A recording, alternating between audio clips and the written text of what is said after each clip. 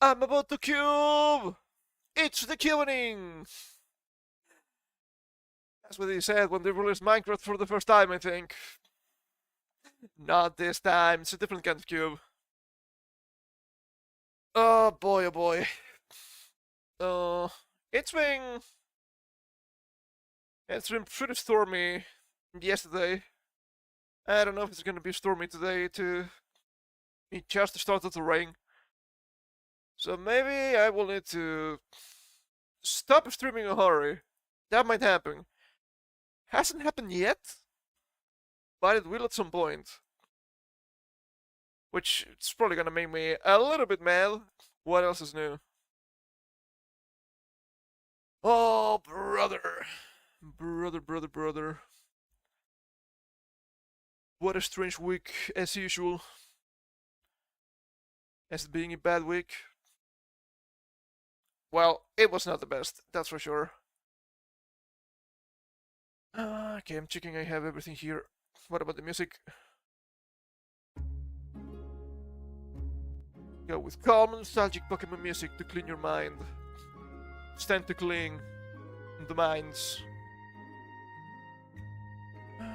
Making sure everything here is proper and correct, which seems to be the case. I completely understand now why some people have a career just thinking about drama, because it keeps happening. It's kind of funny. I think I'm gonna bring a lot of streamer-related stuff today, because I'm kind of tired of as I'm biker. I'm gonna be real.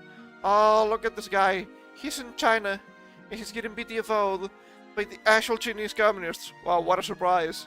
What a surprise! The guy's just a propagandist after all, so who cares, really? There was also this strange happening with Ayundarisu, which makes sense. In November and all. She got hacked by crypto people, which is never good. She got her account back, and then she got banned for like a couple of days. She's fully back now, which is great. But it is insane to me that something like that keeps happening. So I have to keep saying, none of these streaming sites are good. They just barely work. I've been really disappointed with YouTube lately. It keeps choking on me. It's really bad trying to make waiting rooms. I try to be as fast as possible, but sometimes I kind of fail. So it kind of breaks on me. Because it's like, you know what? You know what Firefox needs? Unlimited RAM. I'm like, hold up, stop it.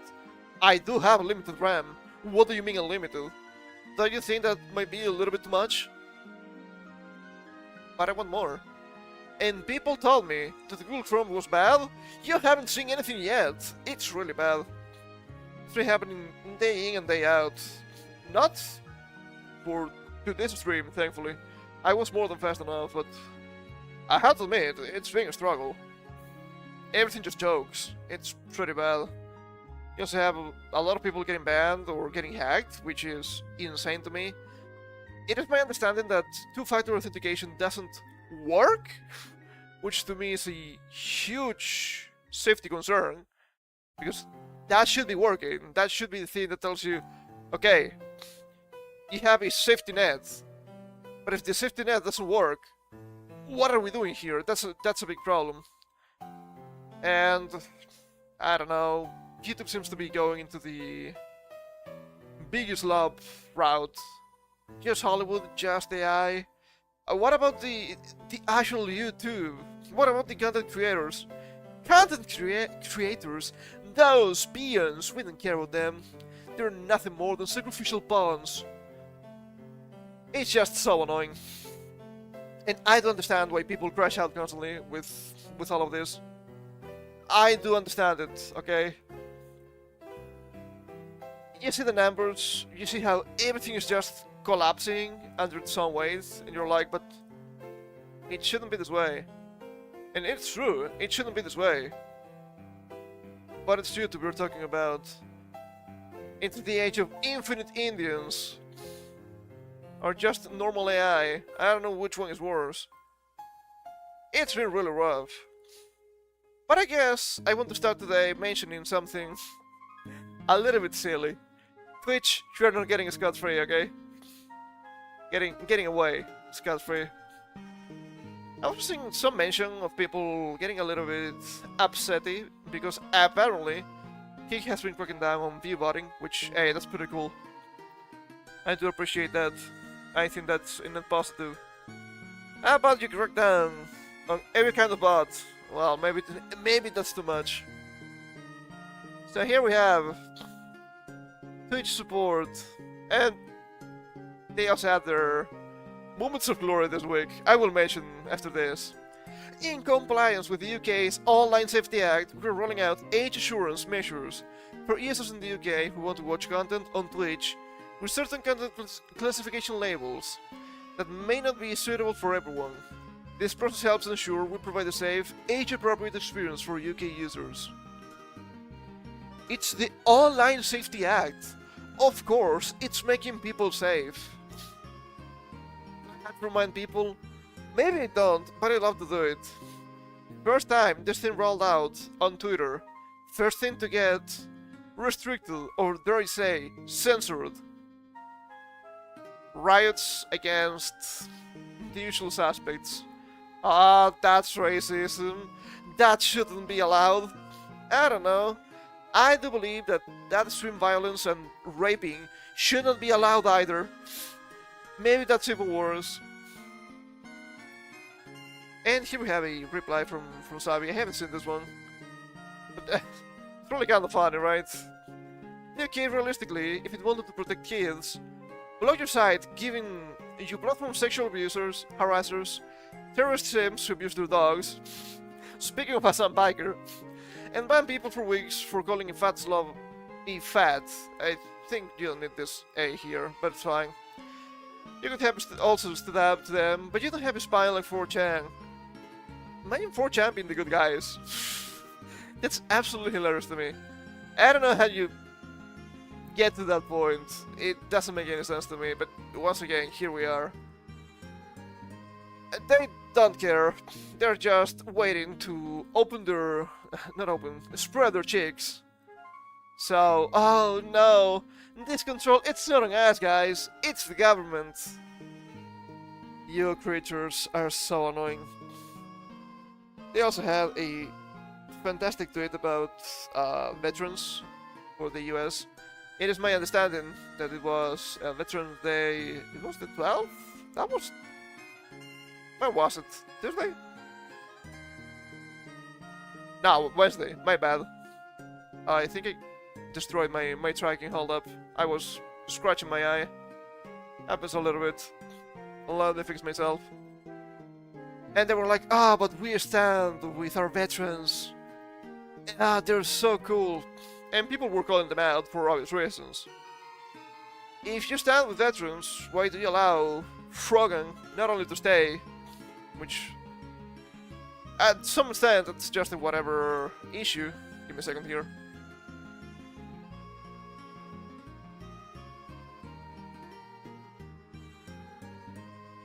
But she's allowed to say heinous things about veterans, saying that they deserve this and that.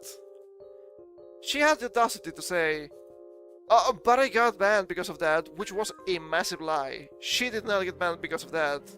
She got banned for anti-Semitism on a Twitch IRL panel, where they were making some sort of tier list with Middle Eastern content creators, and they were clowning on Jewish people just because they were Jewish. Both tweets, Twitch's tweet and Frogan's tweet, have community notes. They got removed. I can only assume some foul play, which is a really annoying move when you're playing Pokemon. It's also a really annoying move in real life. Because the content that was given was actually correct and fair, but if they just have an army of Sims, there's nothing you can do about that. Which is a bit of a problem with the community note system. I think it's a net positive in general. I appreciate it. I think it's pretty useful. However, it can be brigaded. So if it can be aggregated, it's just a matter of numbers. I'm not a big fan of that, as you might understand.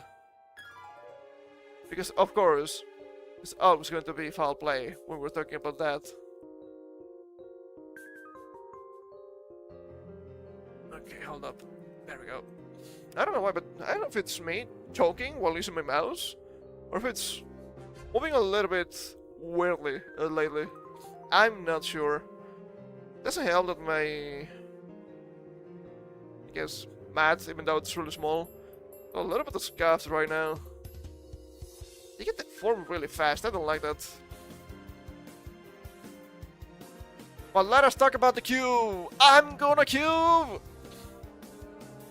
Valve announced new Steam machine. Is this the 1800s? Steam controller and Steam frame hardware. Valve has announced new Steam... excuse me. Valve has announced new Steam hardware with 3 very specific uses. Steam machine, Steam controller, and the Steam frame. The new Steam machine is a set-top desktop computer with over 6 times the power of a Steam Deck. Ah, that's pretty good. I guess the Steam Deck was weaker than I expected. Well, the new Steam frame is the latest virtual reality headset. Finally, they revealed a totally revamped Steam controller. I'm not a big fan of this. Feels a little bit unwieldy to me. The buttons seem a little bit too small. I don't know how I feel about the touchpads. As long as it's useful, I guess that's fine. Or as long as you have some sort of alternative, I guess it's fine. All 3 new pieces of hardware will launch sometime in 2026. No pricing wasn't announced. Get the full specs and more glamour shots over on the Steam store. Sure. Let us take a look at that. Guess I haven't seen this. Okay, I guess that's fine to show. I wasn't sure what was going to show. You never know with the sites, you know what I mean? That's not correct. Hold up. There we go. My browser wasn't browsing correctly. Happens sometimes. Coming in 2026. I don't think we need to watch the video. The Steam hardware family officially expands in early 2026. Powered by Steam. I don't think that is true. I do believe it's powered by electricity. Optimized for gaming in any form, and just like a Steam Deck, all are designed to help players get even more out of their Steam library. Follow Steam hardware for updates. Well, now to wishlist. I thought I could see the specs here. What's going on? Do I need to go to the Steam machine? Here, maybe? I guess so. Graphic design is my passion. It's just a cube. Welcome back, GameCube. I guess some people are calling this the GameCube, which is a kind of a funny name. I actually like it. Hero games on the biggest screen. So, just before looking at the specs, do you think it's gonna be useful? Somewhat. It depends on the price. Is this gonna be better than just a computer? Probably not, but it has its uses. Let's say you have a kid. Would you rather buy the kid like a PS5 or a Steam machine? Probably a Steam machine, right?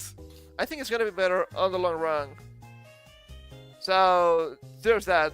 Is it gonna be better than the Switch? The Switch in theory has a bunch of exclusives. Then again, Steam tells you, well, you can play whatever you want. So, do they really? You know what I mean. A Steam library in more places, with over 6 times the horsepower of Steam Deck. Horsepower? Why not Steam power? Steam Machine has the power to play our whole Steam library, including your favorite AAA titles, just signing in with your Steam account, and your entire library is there. Which is obviously normal, it's a Steam product, it should work this way. So nothing wrong with that. Core features that define your Steam Machine. Steam OS, which is kind of interesting. Are they gonna release that for the plebeians? I'm not sure. Also, they have a video here. They're showing you the new age gamers. I'm noticing. I'm noticing. But I'm not gonna tell you. If you realize, that's cool. If you don't, yeah, you need to have those perception levels, I'm afraid. iOS optimized for gaming with fast spin slash resume and cloud saves. And that's just the start. Small form factor, put it under your TV, sit it on your desk, hide it in the raw banana. Throw full PC gaming pad into roughly 6-inch cube. Wow, 6 inches! What women crave, am I right, fellas? And I guess this is also kind of pretty cool if you want to go to your friend's house, right? You can just move your Steam Cube, and it's not extremely unwieldy, right? Let's say it's like a 6-inch cube. It's not exactly a cube, but it's a good approximation. Yeah, it's not too big. You can carry that in your bag without a lot of trouble. Cool. You're gonna need internet for obvious reasons, but yeah, it's not too bad. Who doesn't have internet nowadays, at least? Cool and quiet. Steam Machine keeps cool and runs whisper quiet, even when running the most demanding games. Speaking of demanding games, I've seen some people justifying this. I do believe it's a little bit of a cope, saying, well, there's like hundreds of thousands of possible combinations for PC, but the Steam Machine is gonna be a single build, even though you can actually modify it, so I don't know if that's actually true. So of course, PC games are gonna be more optimized for Steam Machine. I don't know how to tell you this, but we've seen some games that just don't work. It doesn't matter that you have state-of-the-art machine. We've seen that with Monster Hunter Wilds. We've seen that with Borderlands 4. The games just don't work properly. Do you think they're gonna work properly on a Steam Machine? I will believe it when I see it. That's all I'm gonna say. Is it impossible? It's not impossible. I think it's a hard sell for those given examples. Just jank. And to some extent it's gonna get worse, because people are gonna optimize with AI. I found an article yesterday. I don't have it up, I just don't care enough. But there's this Microsoft article tell you, oh, vibe coding is the future. Now everybody can make applications. And I'm like, this used to be called programs for a reason. It doesn't matter that you don't know how to program anything. Just use AI. People were liking on them for obvious reasons. That's the problem with Windows 11. You have vibe coding. That's why it completely breaks with every single update. Maybe vibe coding is wrong. Maybe if you want to do something, you should know about that something. I know, what a hot take. Learn to code, chub. Is this... what was it, like 2015? I don't remember, it's been a while. I am for days. Ready for all the peripherals and monitors you can throw. Asterisk. But like, don't actually throw things at it. Oh, okay. And that's fine. Don't actually use the cube for self-defense. But you could. 1 gigabit Ethernet. That's pretty decent, I guess. DisplayPort 1.4, HDMI 2.0, 1 USB-C, and 4 USB-A ports. Yeah, that's what you might expect from normal computers anyway, so I guess that's okay.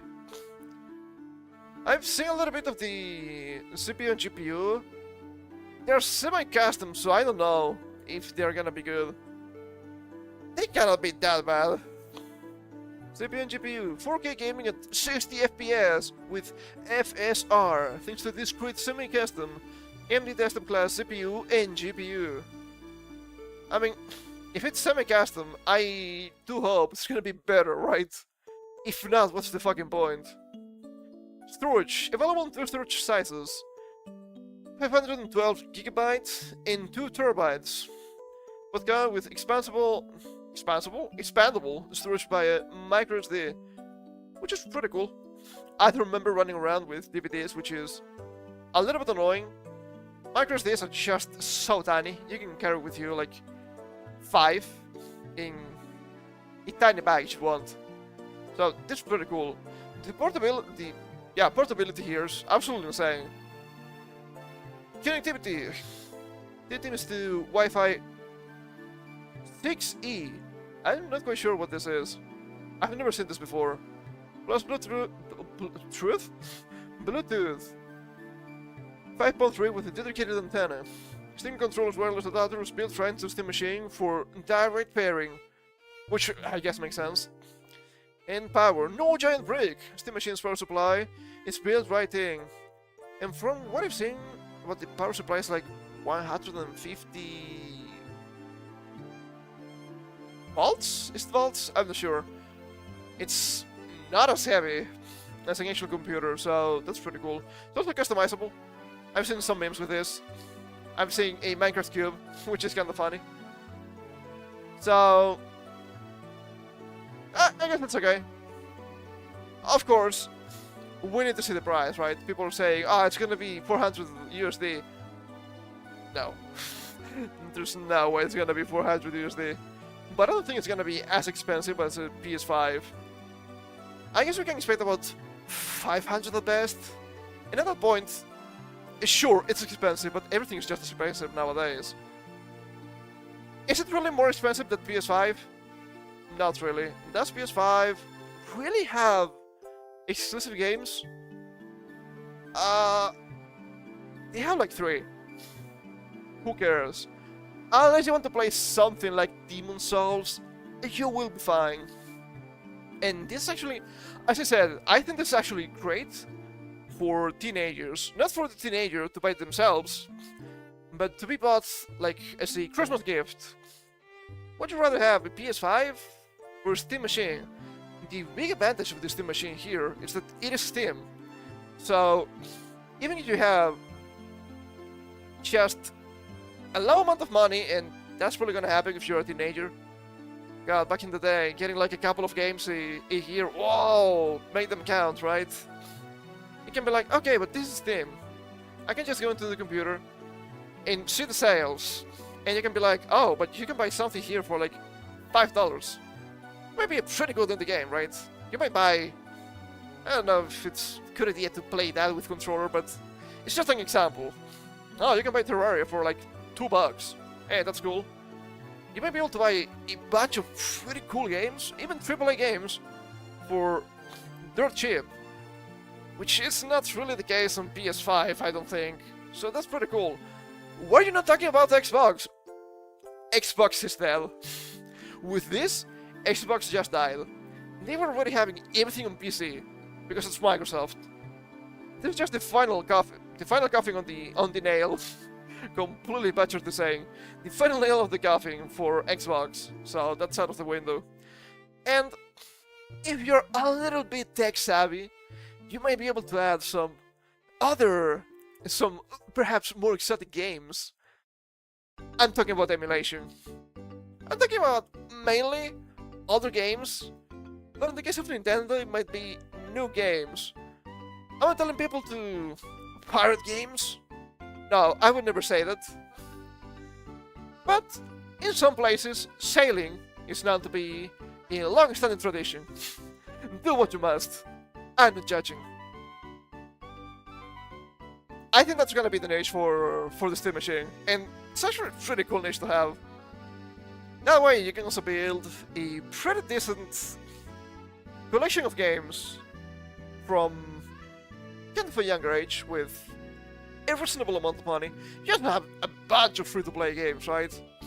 Oh, well, just play CSGO, just play Dota 2, I don't know.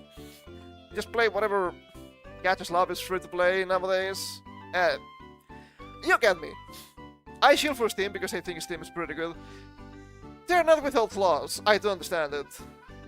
But I think this is a good gateway for younger generations to get into the Steam engine. I think it makes sense. See what I mean?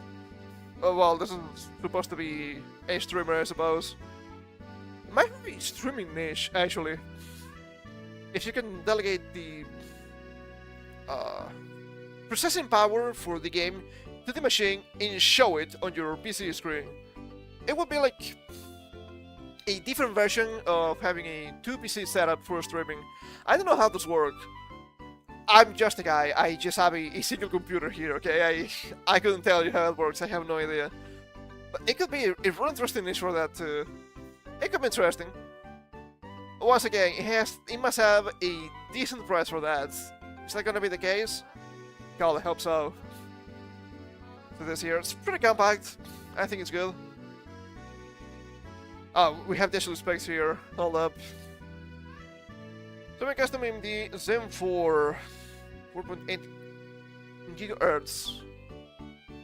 I don't know enough about this to make an assumption. GPU, semi-custom AMD RDNA A3 20 CUs. I do believe, yeah, it's said right here. It's 8 gigabytes for the VRAM. So the GPU is not that bad. I think it's gonna struggle with some more demanding games. I think that's gonna happen no matter what you do. Once again, some of these games are a little bit scuffed anyway. 16 gigabyte RAM, DDR5 might be a little bit small. If it's just for games, 16 gigabytes I think is more than enough. For a computer, 16 gigabytes might be short because you want to do more stuff than just the games. You need to run at least your OS, so I think that makes sense. You can also expand on this. I've seen it, so it's not that bad. Maybe falling short, just swap, I don't know how many RAM cards you have on the machine. I'm assuming it's probably gonna be like 2 8 gigabyte RAM sticks. So you can just swap one of those out for like 12 or 16, and you get an immediate boost. You might have 3 slots already. I'm not sure. I think it's a little bit too small for that, but you never know. So that's pretty cool. The size of the SSD is probably fine. Something that I don't know if I like is the fact that well, maybe you can, right? I don't know if you can actually connect to external hard drives. You probably can through the USBs. I have an external hard drive that connects with USB, so that's pretty good. You could do this back on the Wii days. I don't think it was intended, but you could do it with some homebrew.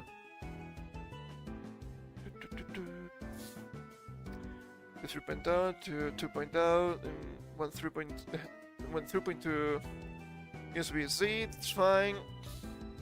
Bunch of LEDs, who cares? 2.6 kilograms. How heavy is the GameCube? I don't remember. I don't think it's this heavy. Wait. What? Are you kidding me? I just don't believe you. It's literally the same. That's from AI, so I'm not sure. The Nintendo GameCube weighs approximately 2.4 kilograms, 5.3 pounds. Other sources provide slightly different weights, such as 2.6 kilograms, or 5 pounds, 5 ounces? But 2.4 kilograms is the most consistent cited figure. That's crazy. But you know how this fails. It doesn't have the handle to use this. It's a bludgeoning weapon. So maybe it's not actually good. I actually like the GameCube design. I think it's really cool. So welcome back in GameCube. Kinda sounds I'm saying GameCube. It's not the case. I guess you could make it gay if you want, but I don't think that's the design. You can have some RGB if you want, I suppose. Speaking of gay, I guess. I don't know how to segue into this. Let's talk a little bit about Ubisoft. Are they still alive? No, I don't think so. Not after this. Ubisoft requests trading halt as half-year results are pushed back. I think the final trading was like 6 point something euros per share, which is the lowest they've seen this company. It's pretty bad. But yeah, they're finally freezing everything to sell it to Tencent, I'm pretty sure. Well, it's not necessarily selling it. It's the new, like, joint company they announced. Hold up. Trying to move my shoulders a little bit. They're a little bit stiff today. I had overdone it yesterday with my almost daily training. No pain, no gain, okay? I'm not a little bitch. Ubisoft has postponed its half-year earnings and has Euronext to suspend trading of its shares and bonds, as the French games publisher takes extra time to finalize accounts. Publisher Lamau. I was seeing some really funny tweets about this. Wow, the biggest hits of this year are from two studios that used to be Ubisoft. The first being, of course, earlier this year, Expedition 33. The other one was the recently released Dispatch, which I don't know anything about, but I've seen people enjoying it. So it's not cannot be that bad. Ubisoft has delayed the publication of its first half results and requested a temporary suspension of trading in shares and bonds.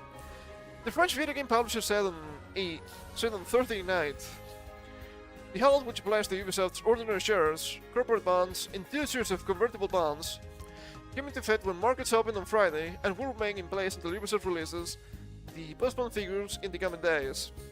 The company said in a statement on Euronext, it will inform the market once trading is set to resume. I don't know enough about this kind of economics, but I do believe they're trying to calculate the amount they should be paying per share for their merging slash going private. That happened with Twitter. That's why I'm saying this. It makes sense. Ubisoft's chief financial officer, Frederick Duguet. I mean, it's French, it has to be a funny name. Frederick Duguet. Told employees in an internal memo that the halt was intended to limit unnecessary speculation and market volatility during the short delay, as the group took extra time to finalize the closing of the semester, Reuters reported. Could be. It could be, but the problem with this statement is that they mention market volatility, which, sure, the market is really volatile, but Ubisoft has been really volatile for more than a year at this point. That's on you people. It's your own fault. Do not blame the market for your shortcomings. We'll see. We'll see what happens, really. Headquartered in Saint-Mandé. I mean, it's French, so everything has to have the emphasis, the strong syllable on the last syllable of the word. I remember that from French classes. Ubisoft is best known for franchises including Assassin's Creed, Far Cry, Just Dance, and Tom Clancy's Rainbow Six. One of these is not like the others. I'm talking about Just Dance. I don't think it's a bad IP, sales-wise. It's a little bit strange, comparing it to Assassin's Creed, Far Cry, and Rainbow Six. I'm not being elitist. Ubisoft is also reshaping its operations. In July, the company said it will reorganize its studios under new creative houses. Yeah, we're not totally selling this to Tencent, guys. A structure aimed at simplifying how its major franchises are managed. Earlier this year, Ubisoft also created Inventive Studios, a €4 billion subsidiary from the Tojo clan that will develop and manage the Assassin's Creed, Far Cry, and Tom Clancy's Rainbow Six series. Chinese technology multinational Tencent acquired a 25% stake for €1.16 billion, though Ubisoft will retain exclusive control of the new unit. It's not really exclusive control, it's majority control, which, fair, that's totally normal, I'm not saying otherwise. But they're selling their asses to the Chinese market, as usual. See what I mean? It's just a grasping a little bit. Sure, you still have majority control, but you're already selling your ass to China. Just a matter of time.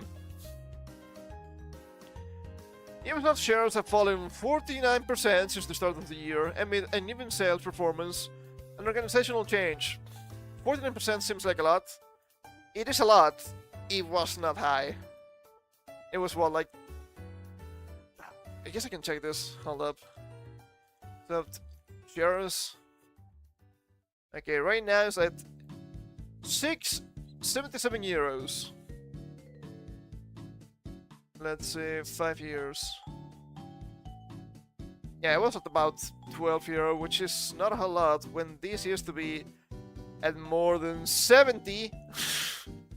How the mighty have fallen, of course. I mean, it's Ubisoft. It had to happen.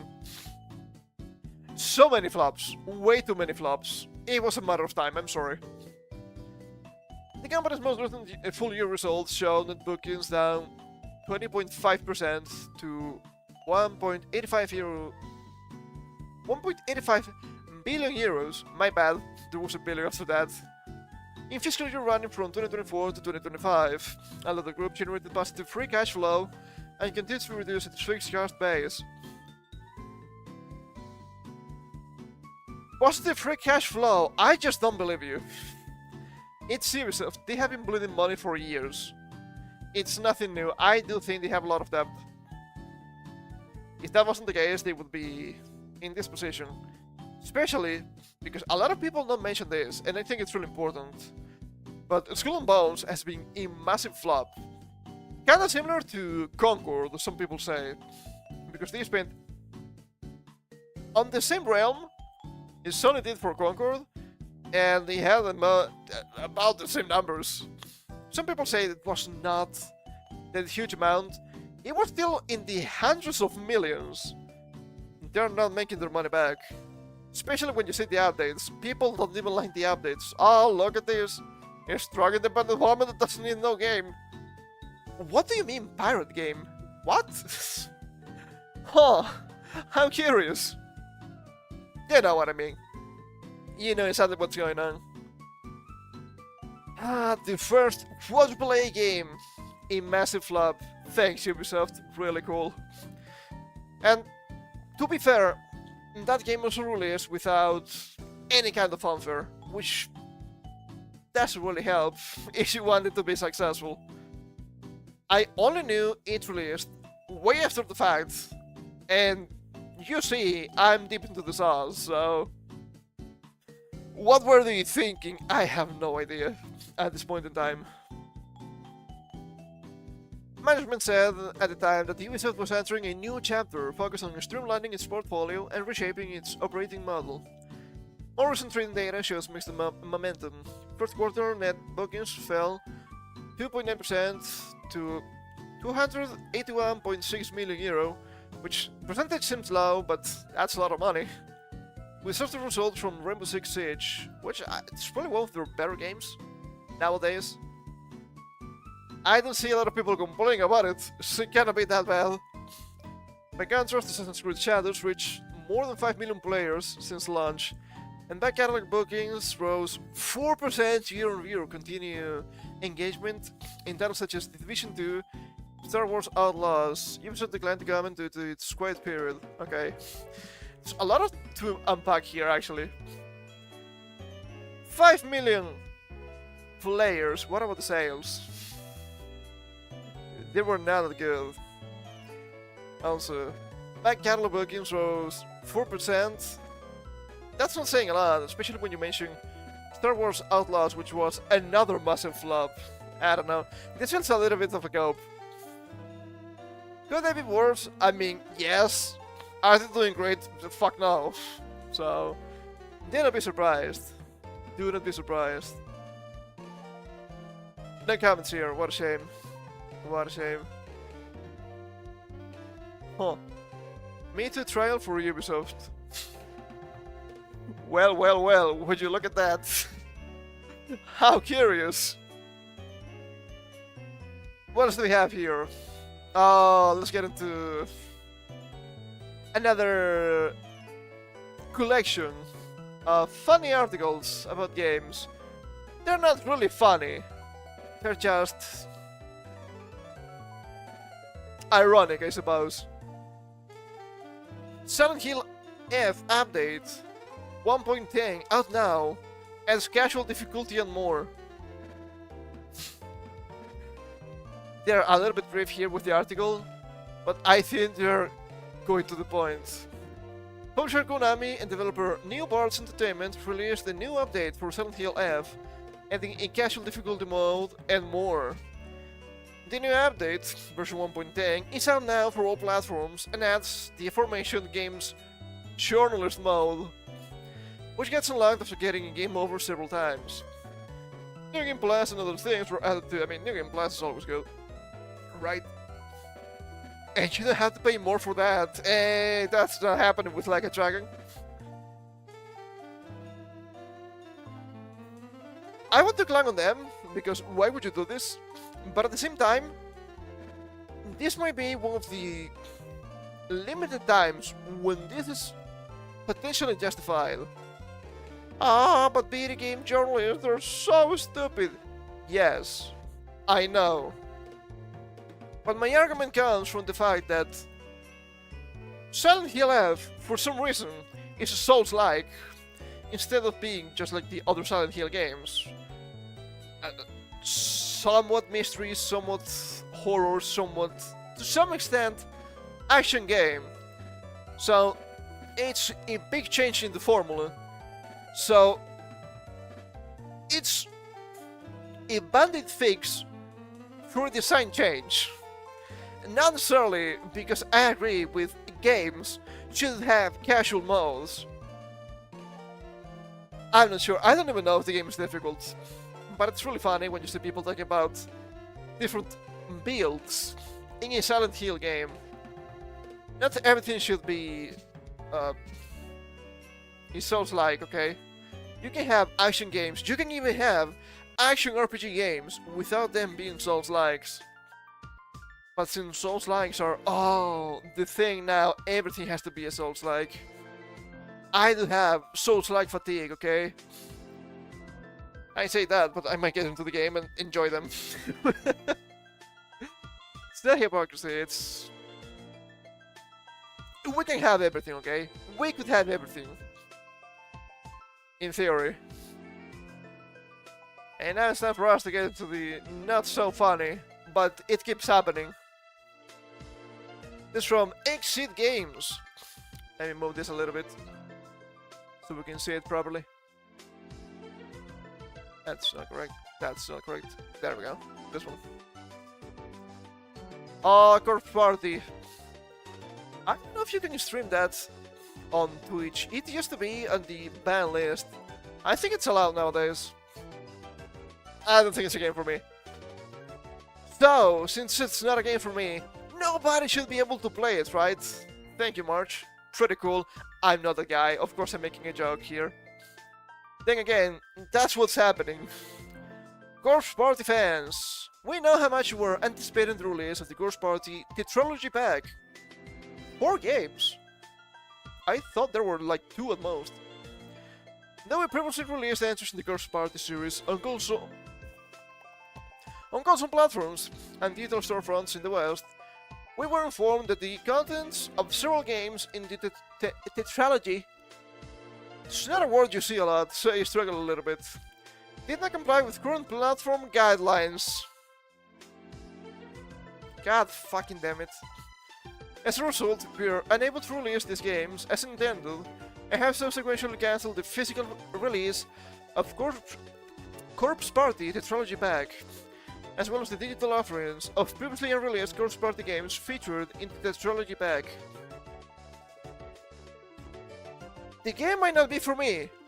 That doesn't mean it shouldn't exist. I don't care. It's not for me, you can have it. As long as I have something for me, that's fine. And there are games that are for me, or there used to be. Apologize for any confusion and disappointment this may have caused. We remain committed to working with our partners at Mages, and that's a cool name, I suppose. Direct competition to Wizards of the Coast. Which one is the strongest spellcaster? Who are the sorcerers? To bring Corpse Party 2 Darkness Distortion to the West, and we'll share more details on its release when we can. Thank you for understanding and continued support of Exit Games and the Corpse Party franchise. Do you know that these games, or at least some of them, are available, or were available I suppose, on the 3DS Yes, on the 3DS. Nintendo platforms. Isn't that kind of funny? For a little bit of time, Nintendo was pretty cool with, we don't care about that. Yeah, no censorship. Fuck that. How the mighty have fallen, I'm afraid. Kinda pissed me off. What can you say? I think it's justified. That's not good. Let me take a sip. Mouth is a little bit dry. That's why I'm making so many mistakes now.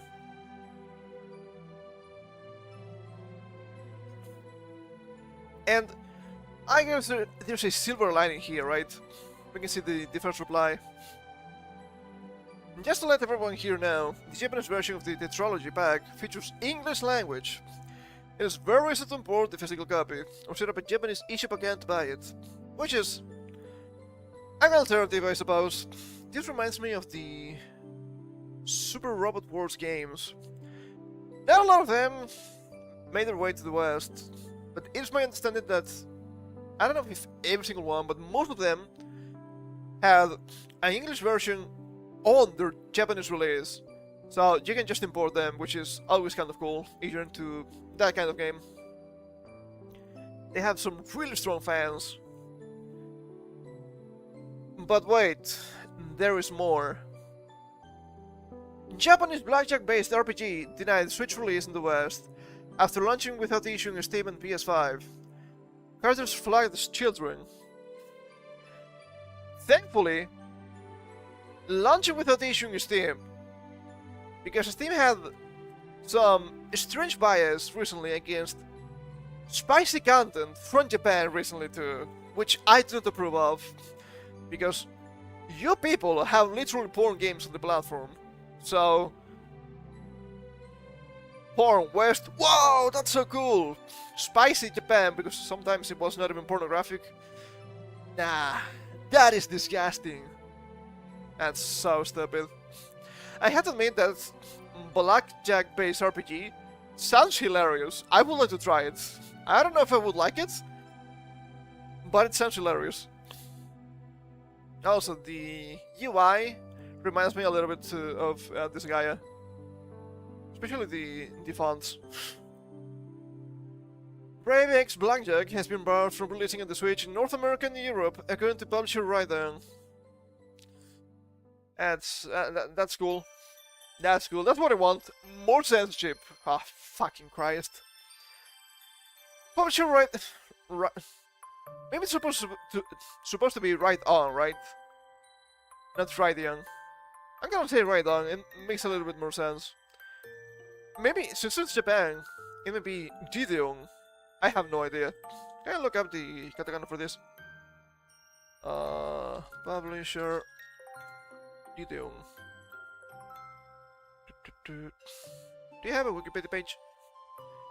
That'd be useful. I don't think they do.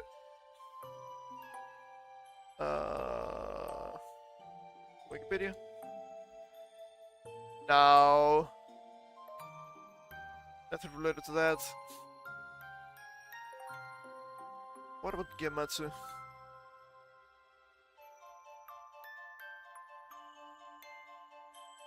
Daidon, Japan.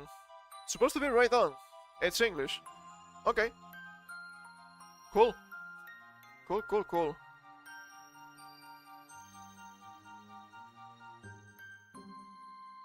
I think it's the same company. I was trying to peruse really fast at that webpage to see if this was actually the same game that got censored. I think it was earlier this year. I don't know if it actually released. It also had a lot of trouble with GOG, which that's a little bit strange. Publisher Right on Japan recently announced that the Nintendo Switch version of Brave X Junction has been barred from releasing in North America and Europe. Maybe its Steam machine is good, guys. After all. Maybe not good, maybe just better. The company is still in the midst of working out the details, but it seems the game was flagged as containing legally problematic sexual content involving children. Remember that, it's gonna be on the test. Released in October 2025, Brave X Junction is a blackjack-style fantasy RPG where you defeat monsters through 1-1 turn-based card battles. While it does not depict adult themes or explicit content, it was rated ages 15 and up by 0. The game features characters in revealing costumes and suggested defeat screen illustrations. I mean, it's a classic, right? Nothing wrong with that. Nothing illegal, of course. So far, Brave Extinction has been released in the PlayStation Store, Steam, and Japanese Switch Store without issue. So just the West that's getting fucked, as usual. However, a problem has arisen with the game's Western Switch release. Reddit reported back in early October that while the Japanese version would launch as scheduled, the NA/EU versions still remain unclear. In a new update, the developers have confirmed that the release has been blocked. This actually happened with the other game. I don't remember the name of the game. That's my fault. What can you say? They attach a series of prolific images explaining the situation in which the game's magician is informed by a soldier that her design was judged as legally problematic sexual content involving children. The magician responds with, "Huh? They're calling me a child? What kind of judgment is that?" No doubt reflecting the developer's opinion on the matter, it is hilarious. In posted in the background of the illustration reads, "We won't stand for sexual content involving children." It seems that Brave Junction's character were flagged as underage, contrary to the creator's intent. Below are the two designs deemed problematic. Children, by the way. I haven't seen kids looking like this. You can see this design and be like, this is the usual trope. Big titty Onesan witch. Okay? She's supposed to be older, not young. She even has the beauty mark. Oh, the big titty witch Onesan, okay? We also have, suppose this might be like a fighter or a paladin. I mean, pretty cool design. I wouldn't say this is a kid. Absolutely not. Raida has not commented on whether it plans to make any changes to accommodate the Western Switch release, but for now, Brave Extinction remains available to English speakers on PC and PS4 slash PS4. That's a typo, right? It has to be PS5. That's kind of funny.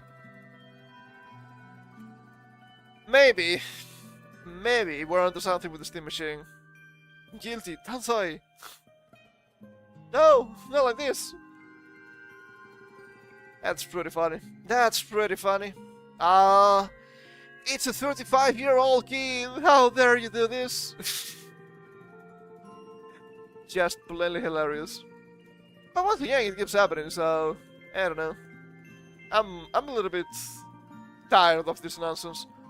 They just look like kids. Have you seen them? Have you seen the size of those tits? Come on, man.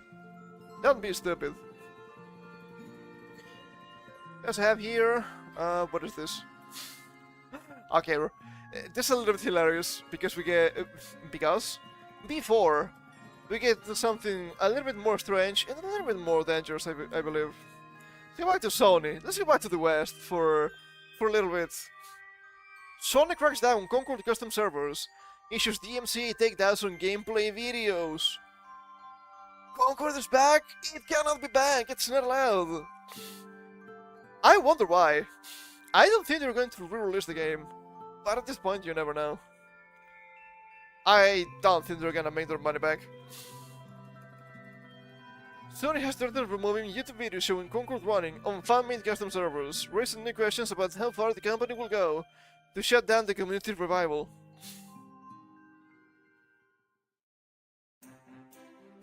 I think the game was probably an absolute disaster. Sales-wise, it was a huge flop. However, some people bought it. Some people probably liked it. Those people, I don't think they got a refund. Why shouldn't be allowed to play the game? As usual, this is my position, right? Pro customer. Now, you will not have fan-made custom servers because the company said so. God, that's so disgusting. designs are hilarious still. Concord Short Run was rough from the start. The Hero Shooter launched in August 2024. It was one of Sony's big live service projects, but it never found a strong player base. Within weeks, servers went offline. I don't think it was August. I think it goes after that, I'm not sure. Refunds rolled out, and the game was left unplayable once everything was shut down. Farmwork Studios, the team behind the project, closed not long after. I don't remember that. But that's kinda funny. It makes sense. Early today, the story took a surprising turn when a small group of developers brought Concord back online with custom servers. They spent months rebuilding the backend, reverse engineering systems, and getting matches working again, which is pretty cool. And they should be allowed to do so. The game is dead. The studio is dead. Ah, but somebody has DP. Yeah, and what about the customers? I guess some of them got refunded, which fair, I suppose, but fans finally saw the game boot up, roll characters, match players, and even run a full Clash Point match. It was the first time anyone had played Concord since Sony shut everything down. Now it looks like Sony's not thrilled about this revival. You know exactly why. Everything is just about money. Because I mentioned this before. I know I mentioned this before. This is an old argument for me. Funny how that works. I know where I mentioned this last time, but it's not a new argument coming from me. They cannot allow this to happen, and that's the biggest problem. Because they deemed this product a failure. It was kind of a failure, sure. So they deemed the product a failure, they shut everything down, and they refunded people. They cannot allow the players, the customers, to release any kind of fan-made server because it could actually be successful. More successful than the original release. That's gonna be a huge problem for the company. First of all, how did you mismanage these IPs so fucking bad that something like that happens? And you're gonna have the shareholders really mad at you. Telling, okay, you're the big company, you're Sony, for fuck's sake. How is it possible that a bunch of nerds in a cave can make the work and be more successful than you? That can potentially happen. They cannot allow it. I know I mentioned this before. And of course there's the big problem with the IP because they cannot monetize it. They cannot allow this to go through because they would be waiving to some extent their... Is it copyright? I don't know if it's copyright or IP ownership. Ah, you're not enforcing it, so it doesn't mean anything? It's just a legal problem in that way. But it's also gonna be a problem going forward if they want to release anything related to Concord. It may be a new release of the game. It may be something with the same assets. It may be something that's like a spiritual successor of sorts. That's the problem.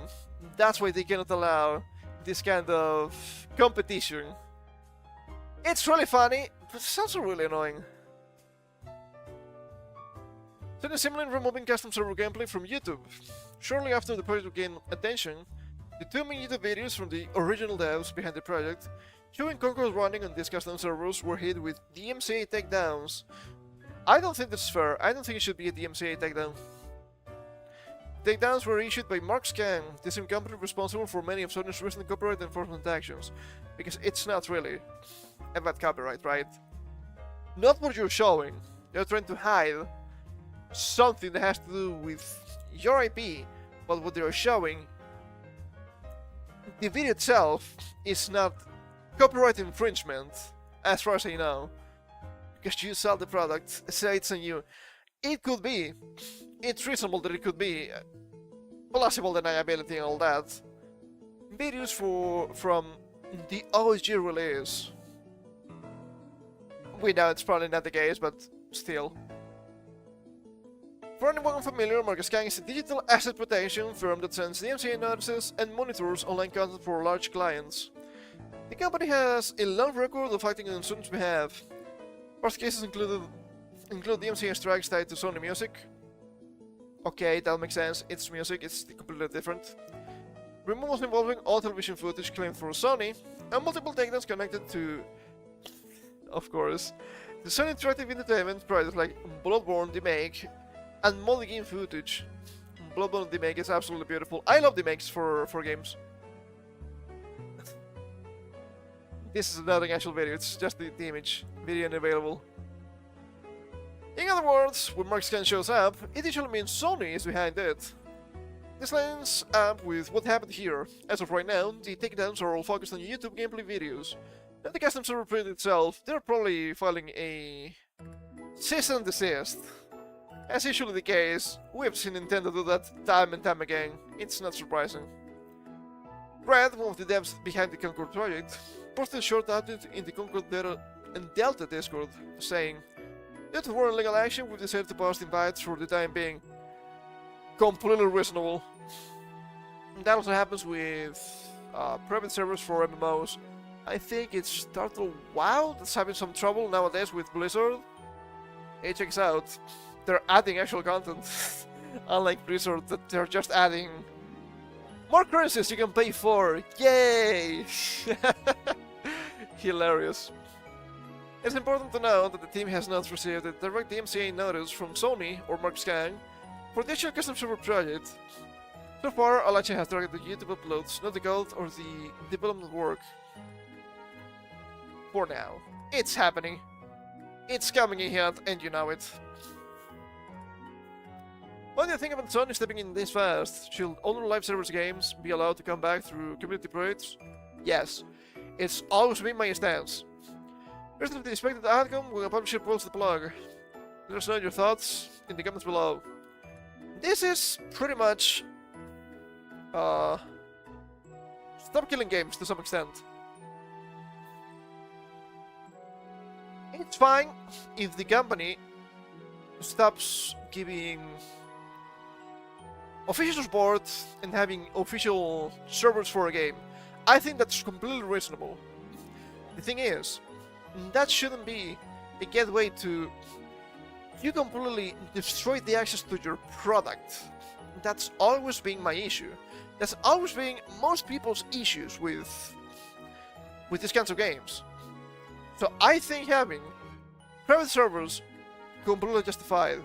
I also think it's justified, at least to some extent, having private servers for all versions of retail games. Right? Let's say, WoW is a good example, I suppose. What? You can just play official WoW servers. Yes, but maybe you want to play, I don't know, just up to Wrath of the Lich King. I think that's reasonable, because you bought the product. You should be able to go back. There are other examples we can give, like League of Legends, which is free to play, so it's a little bit different, right? You can just play the normal game. Yes, but I don't care about the current state of the game. Maybe I want to go back and play through Season 2. I think it's reasonable. Of course, there are issues with this. Mainly about, how to call this? Infrastructure. It's gonna happen. But if you can do it, I think you should be allowed to. Because of League of Legends, because you didn't buy a product, because it's free to play, it's more of a gray zone. But what about if you actually spent money through, in this case, Season 2, right? And there's an argument. I think there's an argument to be made. Now let's go.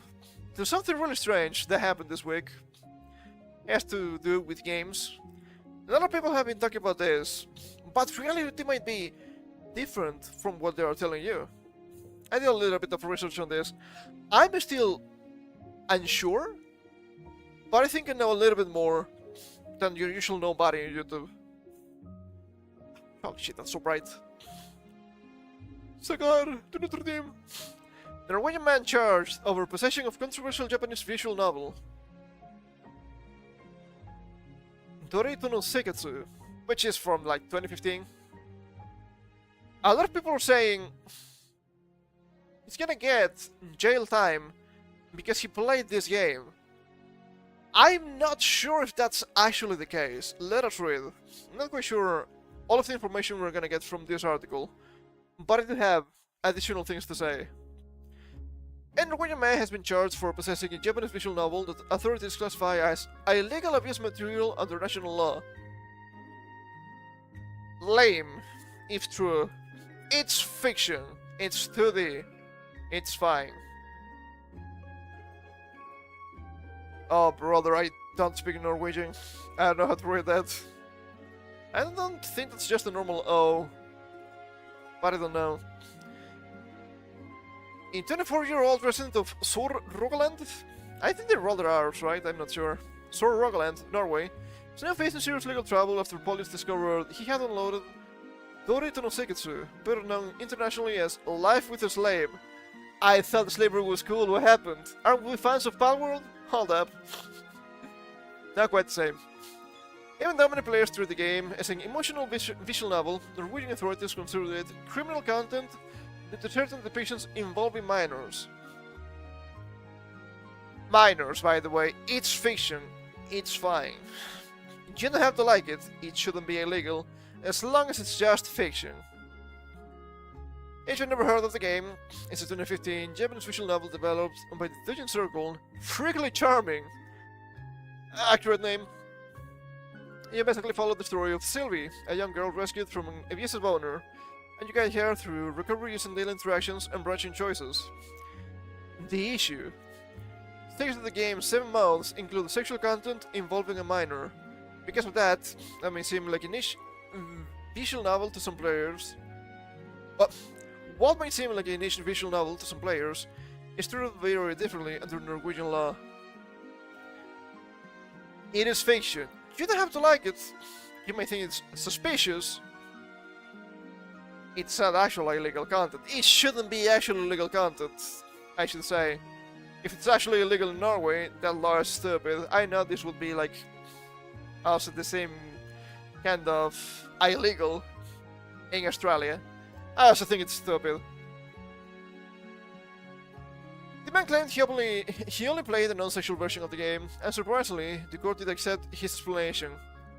Even if he didn't, you shouldn't get jail time. It doesn't make any sense. But here's the twist. According to police investigator Frederick Martin Sornus? I'm not sure. The game itself still meets the legal threshold for abuse material. Lame. I don't have a problem with this. Okay, I don't have a problem with this.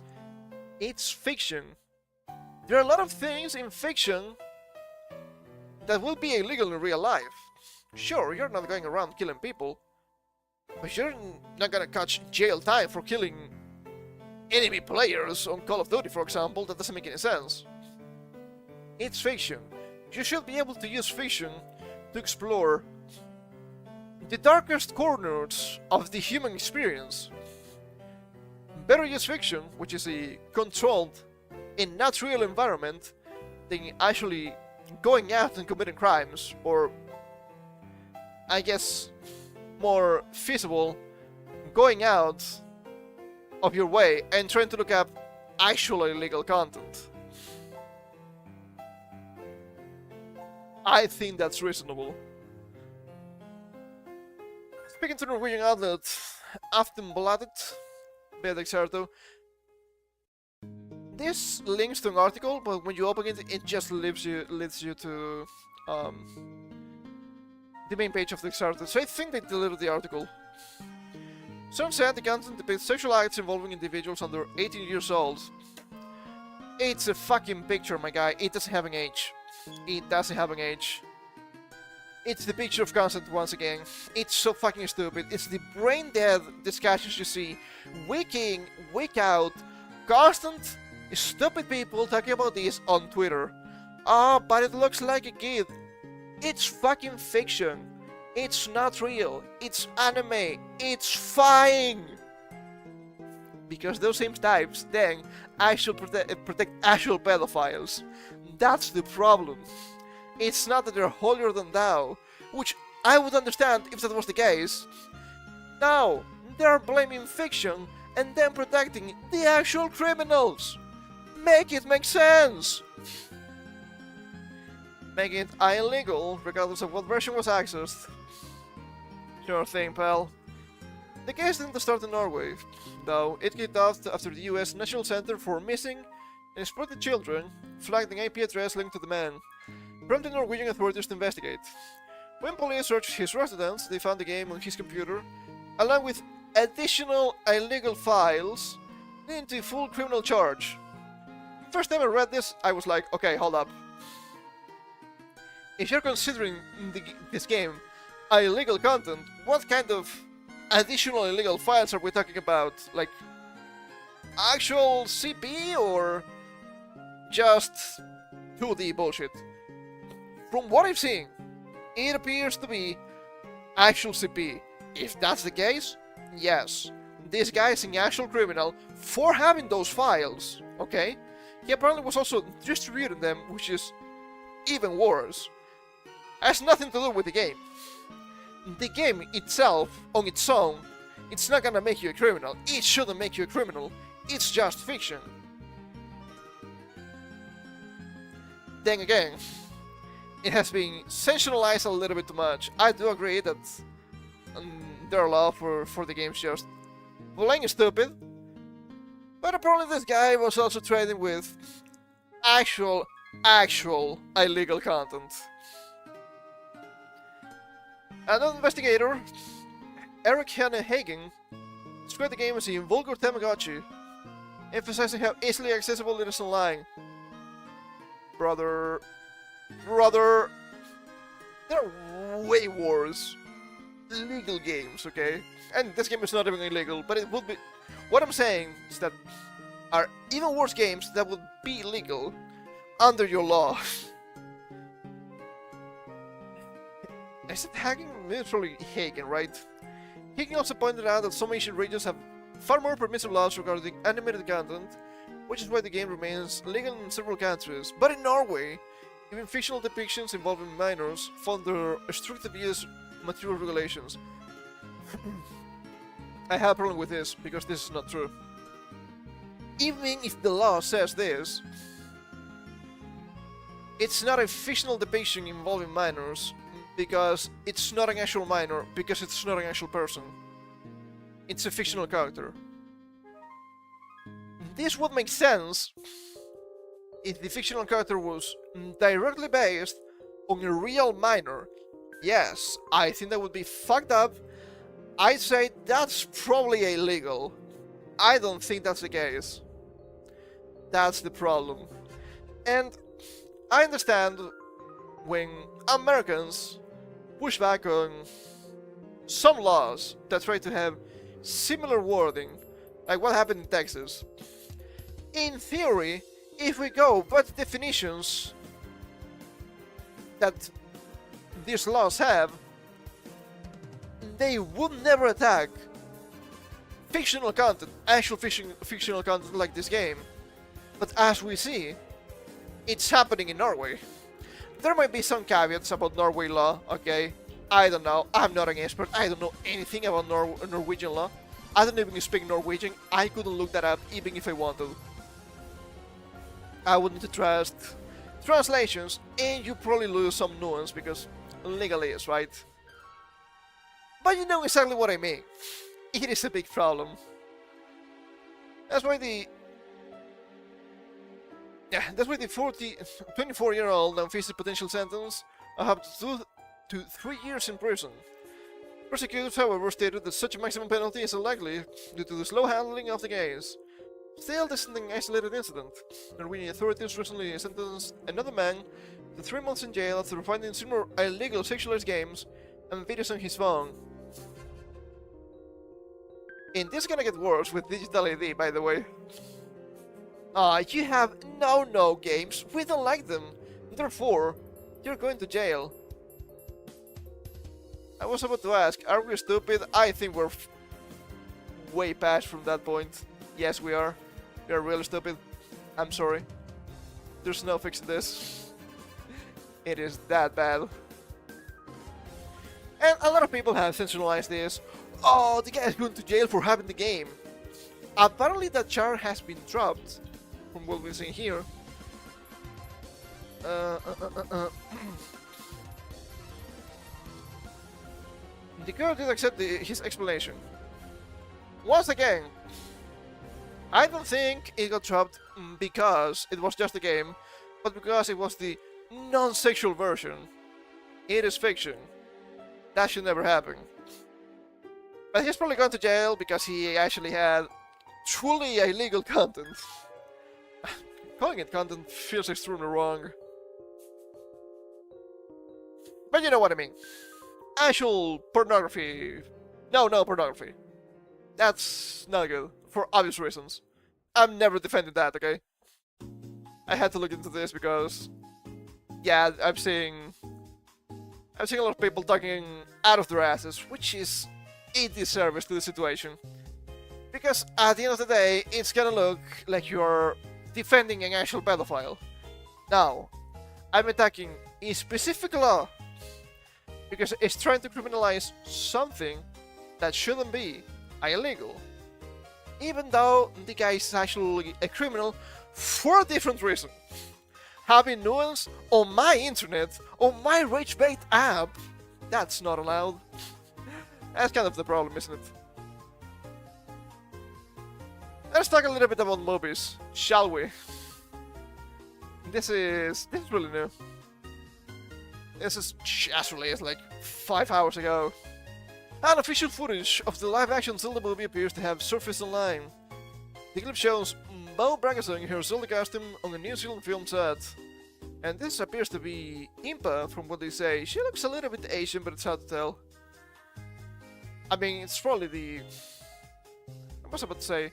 The more Asian style of Breath of the Wild. It's not just Breath of the Wild. In Ocarina of Time, she was already a ninja. So... If anything, the strange design was from the Oracle games, when she was just big titty fat woman. We have an actual article here. He is posting Instagram. I could actually say this before. I don't know what happened. Did he take it down? He probably did. There's footage of the Legend of Zelda live-action movie has surfaced online, with a New Zealand set video appearing to show Bo Braggason in costume as Princess Zelda. A short reel posted by content creator Tony Olsen Film on Instagram shows costumed Braggason walking through a wooded area toward another woman handling horses and a sword. Fans instantly connected the setting to the Legend of Zelda film, which is currently shooting in New Zealand ahead of its 2027 release. The live-action adaptation stars Benjamin Evan Ainsworth as Link, and Braggason as Zelda, with Wes Ball directing and Nintendo collaborating closely on production. Film locations have not been officially announced. Production listings and local reports are pointing to New Zealand as a primary shoot site. I mean, just like with The Lord of the Rings, right? Probably the best place to do so. First on set footage shows possible Zelda and Impa singing. The brief Instagram clip shows Braggason in light-colored costume resembling Zelda's Breath of the Wild design, as crew members guide her across the fourth set. He approaches a woman dressed in darker clothing, flanked by several horses and holding a sword. Actually, they'll be holding the sword. Commenters quickly speculated the woman could be Impa, a recurring character across the Zelda series, who often serves as Zelda's protector. The footage has no audible dialogue, and the video was captured from a distance with visible cameras and crew surrounding the actors. Tony also film did not provide additional context, but the costume and staging sparked immediate discussion across social platforms. While in tandem on the pictures previously revealed only the lead actors and release date, this appears to be the first public look at characters in costume on set. No official stills or teasers have been released, and the studios have not commented on the footage.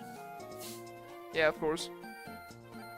I mean, I don't think it's gonna look as bad as I expected. I'm still not looking forward to it.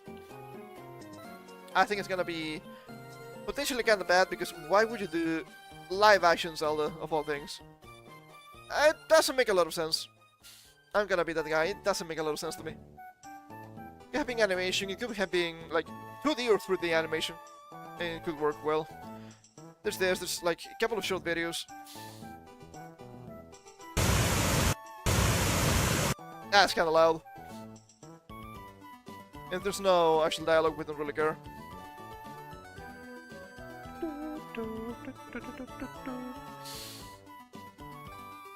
They might be trying to mix a bunch of different games within the movie. Because this could... Oh, it's a good blade. Yeah, kinda makes sense. More Eastern than Far East Asia, in my opinion. Could be a little bit Chinese. I guess it's fine. But this could be like that sequence, right? In Ocarina of Time, where Zelda and Impa are fleeing from Ganondorf. It could be inspired by that. That's interesting. I'll roll out. A spy on the set. Oh, okay, this guy is speaking. I haven't seen this. I happen to get slapped.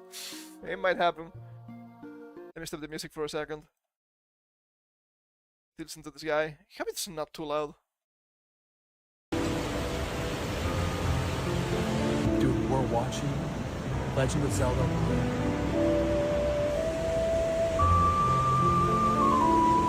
I don't think they're saying anything.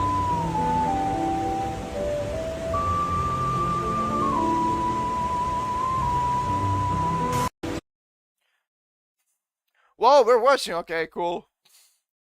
That's something I don't like about current day. You have like videos that could be silent. You have videos that could just be a still image. But yeah, there are still videos. It's a little bit annoying. Who knows? I've also read some confirmation that Link is gonna have traditional green clothing, so that's cool. Not a big fan of the Breath of the Wild outfits. I think traditional green is the way to go, which is great. What do we have here? I have a bunch of stuff open now. I'm not gonna get through everything. Some stuff we're just gonna gloss over. But speaking of movies, speaking of Zelda movie, I guess it only makes sense to talk about this one. Because of course, it's the Dark Lord itself. Labubu movie in the works at Sony. Exclusive. The movie studio closed a deal this week to develop the toy phenomenon as a feature film. Ah, the Dark Lord, Labubadorf. Why live? Labubu, the plush toy line of scruffy, cute, ugly monsters. Cute? Ugh. Could be headed to the big screen. Some pictures, some of the Jumanji movies, and with its animation division, K-pop Demon Hunters has picked up the screen rights to the Chinese doll brand, with the aim of making a movie and, in success, launching a franchise. We could have, potentially, the Labubu cinematic universe. That's a little bit scary. No producer or filmmakers attached at this stage, as the deal was just signed this week. It's too early to tell whether the potential movie will be live action or animated. Has to be animated, right? 3D animation, probably. Sony had no comment. Designed by Hong Kong-born, European-based artist Cassie Lung. That's a European name, if I've ever seen one. Initially made by How to Work as part of a line of monster figurines, Labu took off when Chinese retailer Palmar took over making and selling them in 2019. It took a few years, but Labubu's exploded in popularity recently for two main reasons. First of all, the money powers. Second of all, Chinese propaganda. Probably not correct, but I think that's closer to the truth. One, Palmar sees of selling them via blind boxes with just Gambit. Many buyers never know what they're acquiring until they open the package, which I think also spurs demand. The 24-carat Labubu. Some of the memes are hilarious because people are stupid and believe them. They're not funny by themselves. It's the reaction of stupid people that make them hilarious. This also creates a superheated secondary market where collectors pay exorbitant amounts to get the dolls they want online. And pop-up sales and in traditional brick-and-mortar locations. Limited editions, artworks, and auctions have seen items hit six-figure prices! Six-figure prices! for this? They're so ugly! What are we doing? That's insane. In the worst possible way. I hate this. I hate Labubu. I will kill you! Demon King Labubu! You cannot stop me! I am the Dark Lord candidate, okay? I need to stand up. The second factor was the adoption of the toys by certain celebrities, particularly K-pop group Blackpink member Lisa, who in 2024 used them as accessories. It thus became a sensation first in Southeast Asian markets, before taking the rest of the world by storm. Walmart's profits reportedly soared by 350% earlier this year. Labubu. Ah. Tsutsu. Labubu is the name of the lead master doll of the line. With Gunslinger Nzimomo, companion Mokoko. Wait a minute. What do you mean, Mokoko? Bow Bow? That's not correct. I see foul play here. That's with Cs and not Ks, right? Might be fine. I'm morphing Taikoko?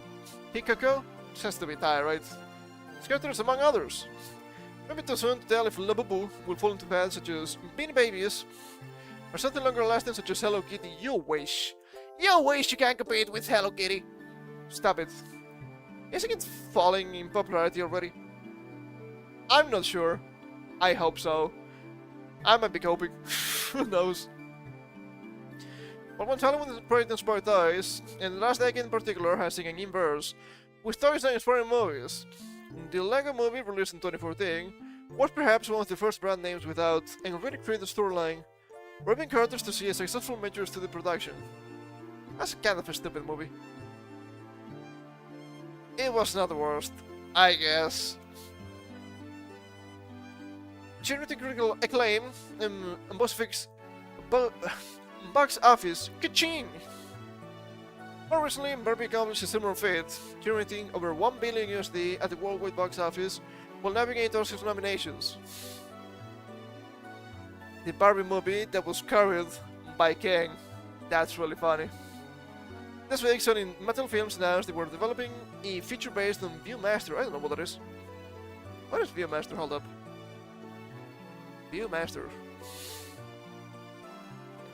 Oh, this thing, this is such an old toy.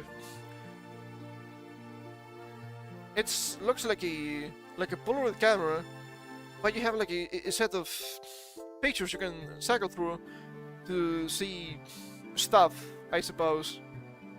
This is so old. It was already old when I was a kid. What the hell? That seems a little bit strange, but I guess they had to do something with the IP.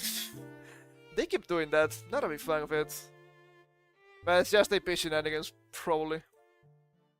How can you make a movie out of that? I have no idea. And... okay, let's go back. Actually, the speech has been denied. What the fuck? What do you mean? Hold up. That's not for now. That's for later. We have a short clip here. Let's go back for a second to more video games before we move on to something different.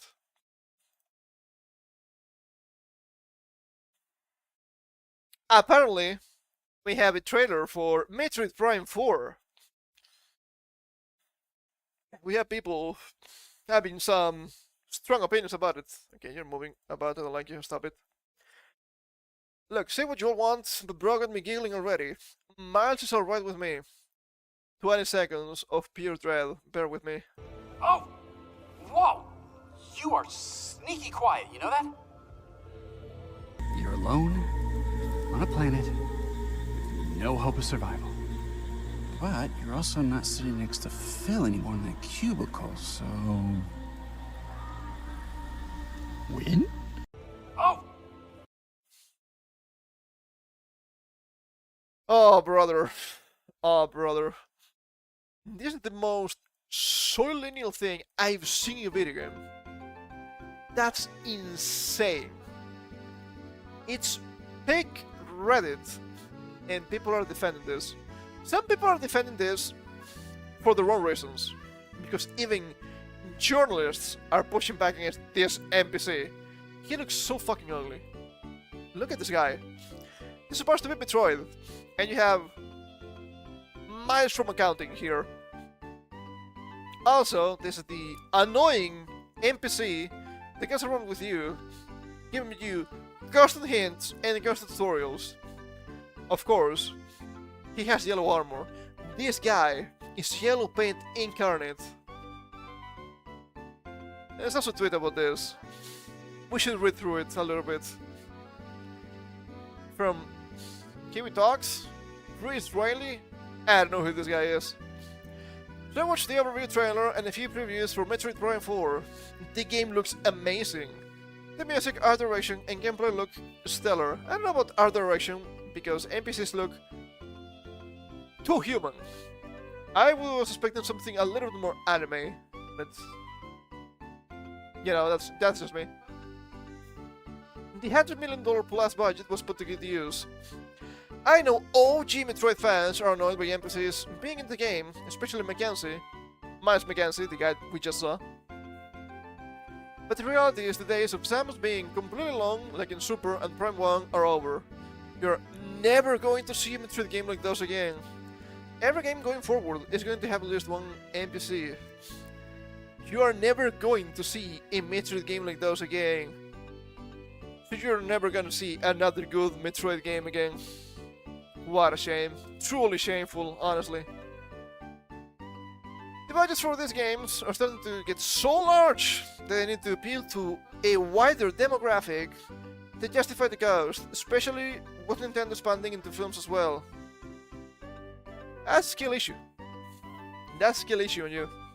If you don't know how to manage your budget, that's your problem. I don't care if you're Nintendo, I don't care if you're Sony, I don't care if you're Square Enix.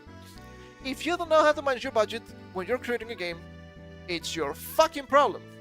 If it doesn't appeal to me, I'm not gonna buy it.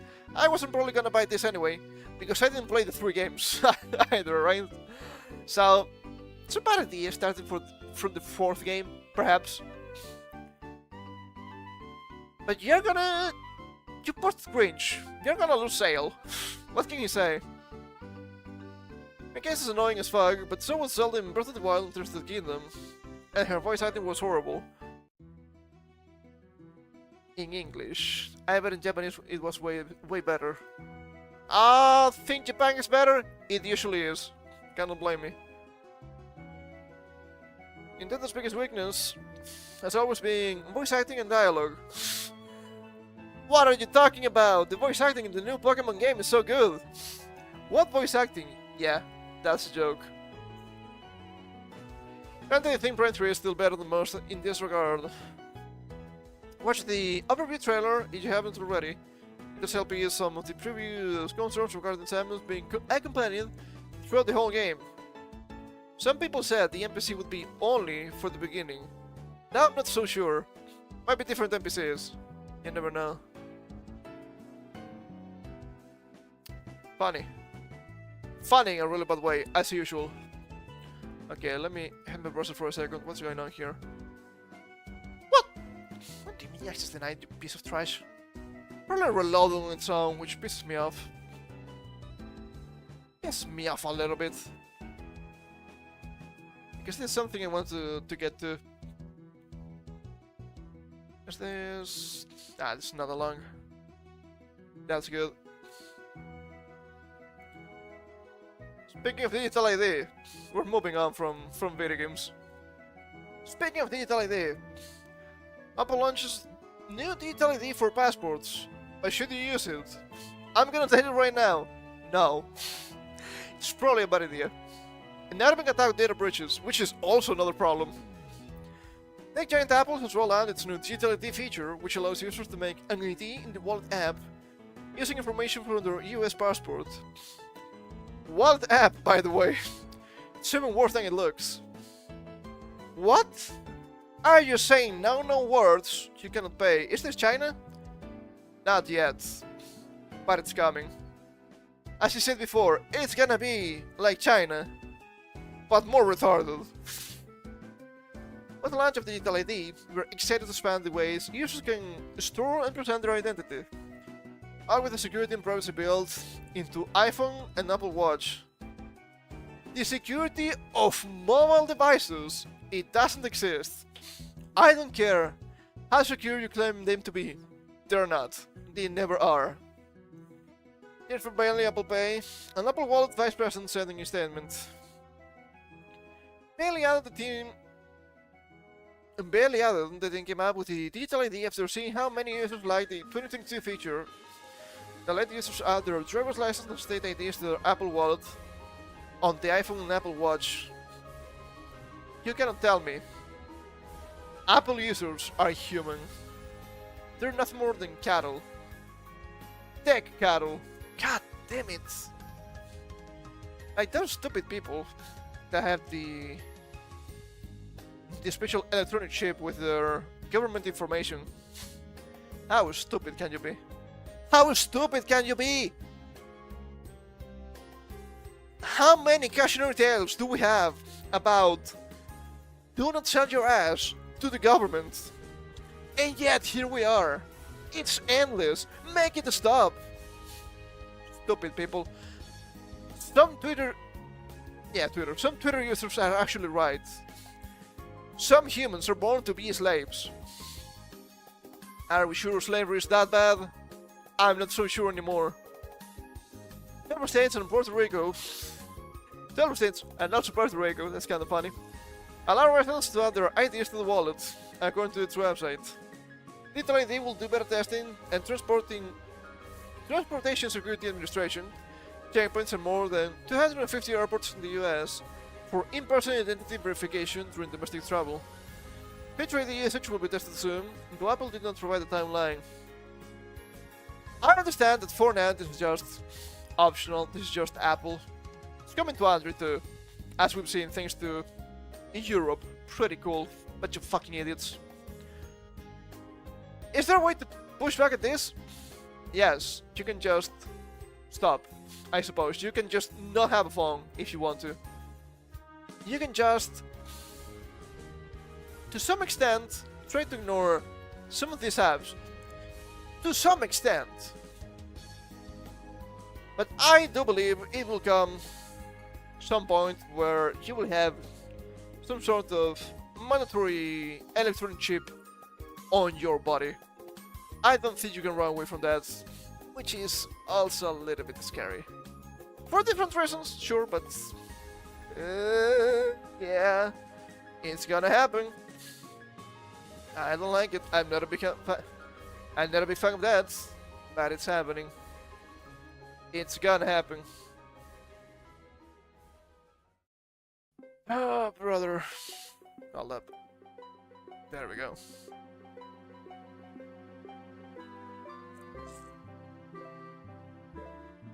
The company said the new initiative will allow people to present an ID even if they have a real ID compliant driver's license or a state ID. Why would you have those on you at all times, especially when traveling? Seems like a skill issue. Apple said it's not a replacement for a physical passport and cannot be used for international travel. It's just there for more control. Cool.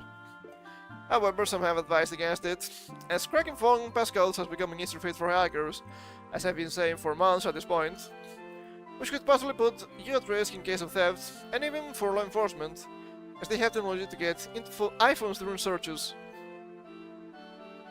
That's surprising, it's still disappointing.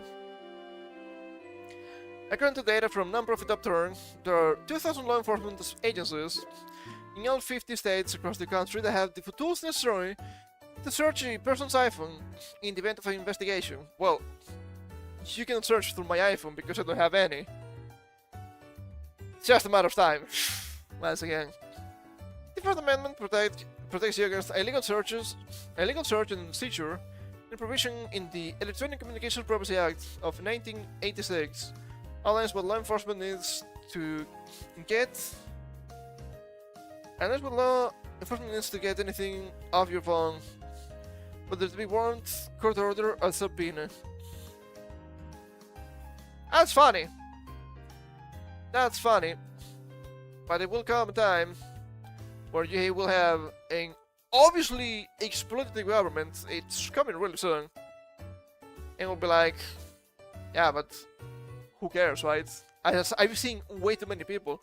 Who cares about the privacy? I have nothing to hide.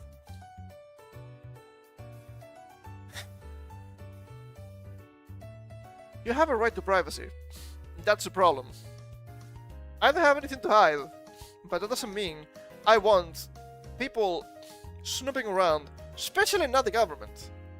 They can go kick rocks and fuck off. Just because I have nothing to hide, they should leave me alone. I'm not a criminal, yet. It will happen at some point. I will be deemed the most dangerous criminal on this hemisphere at some point. I'm just a guy! Come on! It will happen. It will happen. I've also seen some strange stuff just this month in general. Did you know that November's... Yeah? Is it November? Is it the day November? I'm not sure. Did you know that November has to do with men's mental health? Yeah, I've seen a lot of people, who cares? Who cares about men? I'm like, okay, alright. Then do not bitch about when men say, who cares about women? Because it's literally the same. It is stupid on both accounts, okay? But I've seen some strange tweets going around. So we have here... this is not just an attack on men, but I think it's brilliant enough to just mention this. A couple of screenshots here from Lauren Chang. Having babies is only bad when white people do it. I think there was like a newer article, yeah, it's the one here on the left, from The Economist. With Trump advancing in power, many pro-natalists believe this is the moment to jumpstart baby making. But some critics see pronatalism as part of an insidious project to create a whiter America. What did they mean by this? White people bad, you cannot make white baby. That's not allowed. What's I have? From The Economist, November 2024. In 2022, 3 in 10 babies born in England and Wales had foreign-born mothers, and the share is rising. Immigrants have bailed out breeding in many ways. They could yet ameliorate its baby slump too. Which way, The Economist? Which way? Are babies bad or only some babies? I wonder. We all know the answer. But they will tell you it's not happening. But if it's happening, it's good. Fuck these people. Fucking globalists. Must have, related to some extent, this screenshot here. October 21st, 2025. Disgusting heterosexual breeding propaganda. New Disney film sparks backlash online. People on the side will spout things like this on the daily, and then in the same breath say heterophobia is made up. It's not that it's made up, it's that they find virtuous. Because they see you as the people in power, so of course they have to stick it to the man. Who is the man? You straight people, you white people, you whatever people they deem more powerful. This is just communism. It's how it works. It's not class-based, it's identity-based. I've been saying this for I don't know how long. I have yet to be proven wrong. I think I might be right on this one. Imagine my shock. We also had this hilarious tweet thread we can go through. Because of course, one man means every single man. Obviously. From Kelly. Kelly, your name now? Kelly! The male loneliness epidemic is largely because men haven't learned how to behave. Women are fed up. I had an ex who didn't believe my food allergies were severe. He made dinner one night and snuck spices into the food to try being a gotcha. It's not the lonely men that are doing this. It's not the lonely men that are fucking up their relationships. The lonely men don't have these relationships to even fuck them up. But of course, a female like this wouldn't understand. We can go through this, it's hilariously stupid. I don't think the guy was a fucking clown, okay, don't get me wrong. But it's not representative of the modern problems in the dating world. You will always have idiots, I'm sorry. We are not allowed to kill them. You cannot blame me. His brilliant plan was to prove my energies were all in my head. He figured if I couldn't test it and didn't know it was there, I wouldn't have a reaction. 70 IQ play. Then he planned to tell me and prove I wasn't actually sick. It backfired spectacularly. Yes, that's not how allergies work, I understand that. I will admit, the food he served was delicious and he didn't match the allergens well. I had no idea they weren't there. My lips and tongue burned a bit, but I believed everything I was eating to be safe, so I didn't worry about it. I'm also gonna clown this woman, but at the end. Within 30 minutes, I was having a full-blown allergic reaction, hives, wheezing, cardiac issues, and mouth sores. He was telling me to calm down. Thankfully, my risky meds prevented me from needing the ER, but I was up all night, violently ill. It was until hours later he confessed what he did. At that point, he felt genuinely bad and seemed remorseful, but the damage was done. And when he was apologizing, he just kept saying, "I was trying to help you.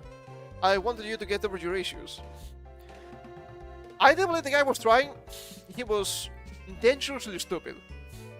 He could have killed the woman. That's bad. Okay, that's bad. First, medical conditions are not issues. That's a stupid thing to say. It is an issue. It is a problem. It is a medical condition. You're not gonna fix them like this, but they're a problem. Not being able to eat literally everything, it's a problem. Might not be a big problem, but it is still a problem. Allergies are life-threatening, and that's something to be toyed with. Second, what he did was the opposite of helpful. It was deceitful, cruel, and risky. Yes, I'd agree with that. I broke up with him right away. This is an example of terrible and abusive behavior, but it also shows the harms of ableism. Oh, for fuck's sake. I hate communism. I hate identitarianism. I hate these fucking people. This man claimed to love me, yet in the time we were together, never actually respected or believed me. He said my disabilities as something to be fixed or overcome. Okay. There's a full allergy, which is easy to manage, just don't eat whatever you're allergic to.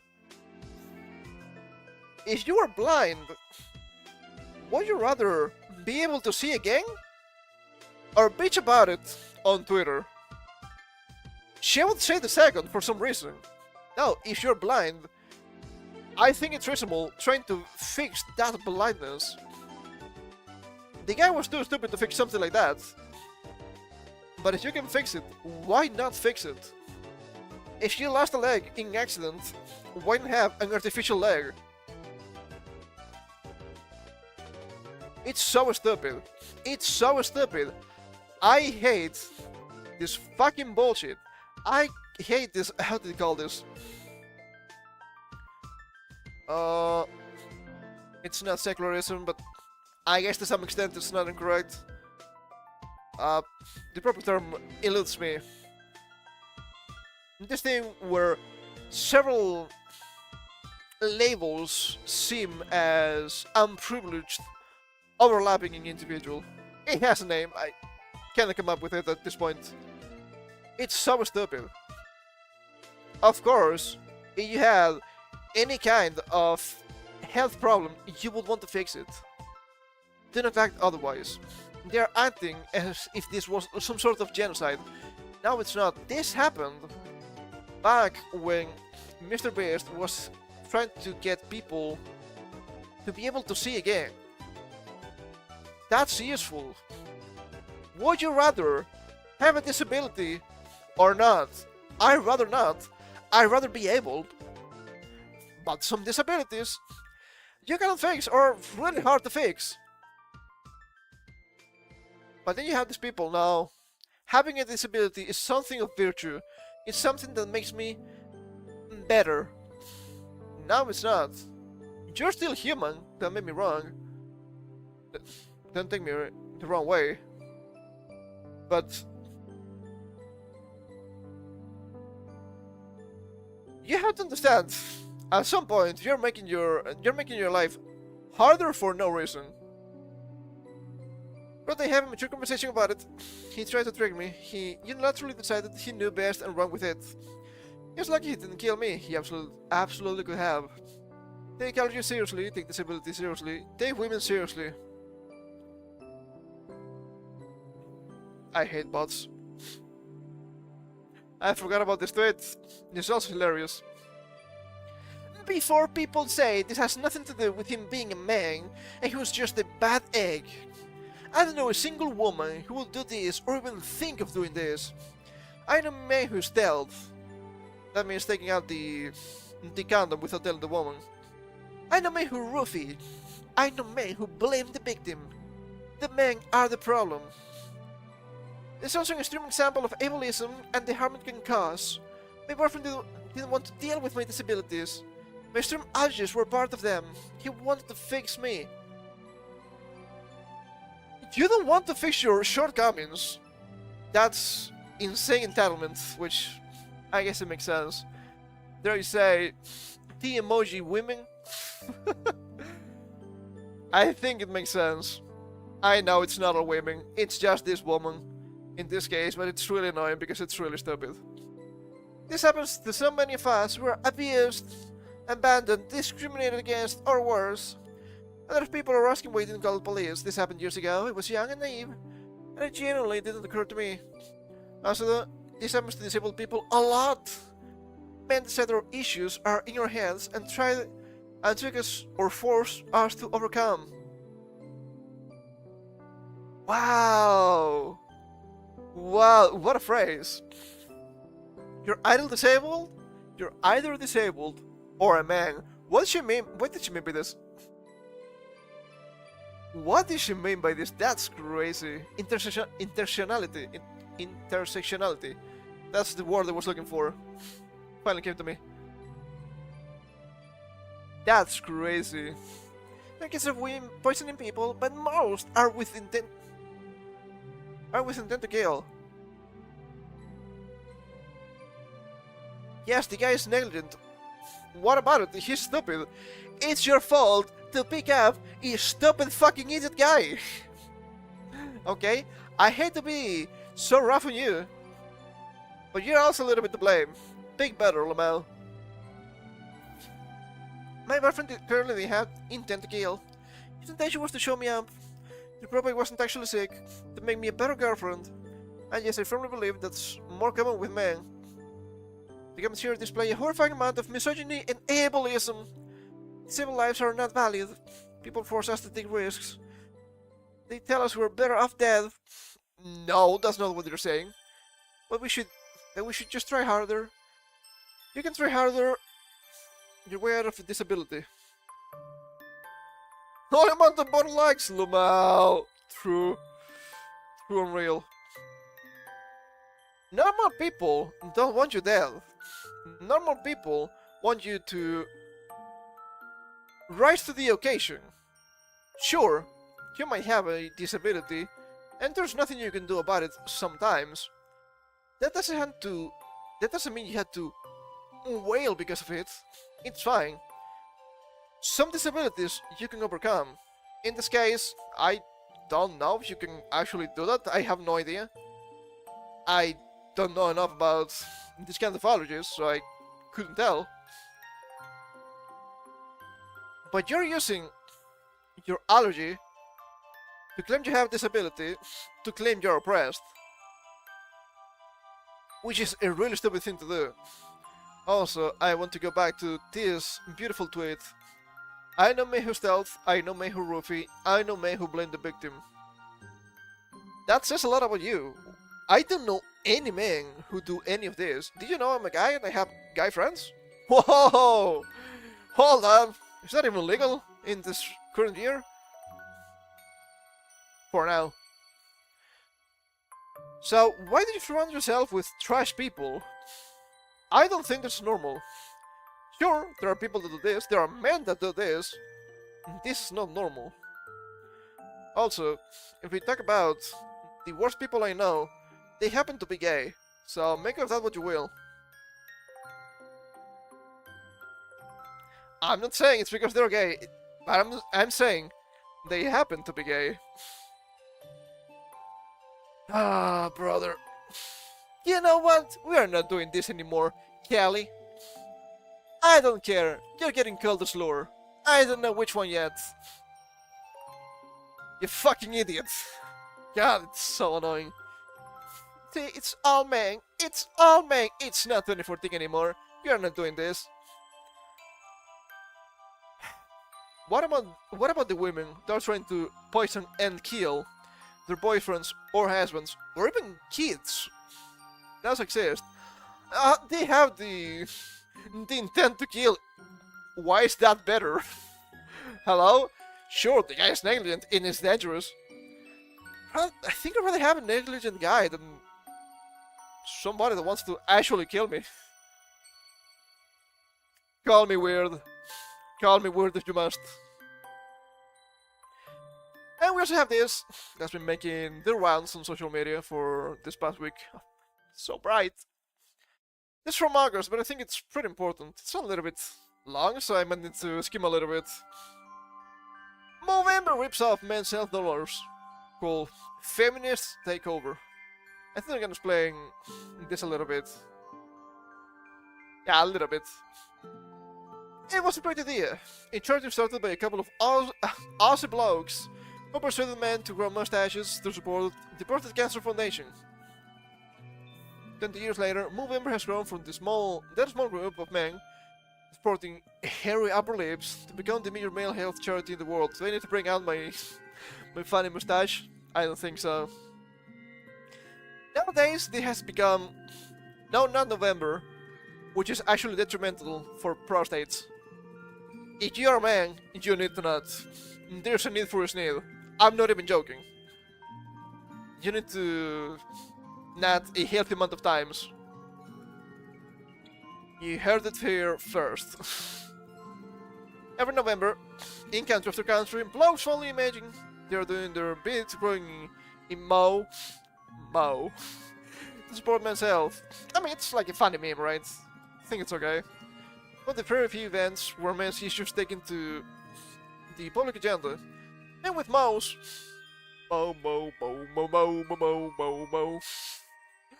the French supporters bashing the glove, raising funds, they think will improve the welfare of other males.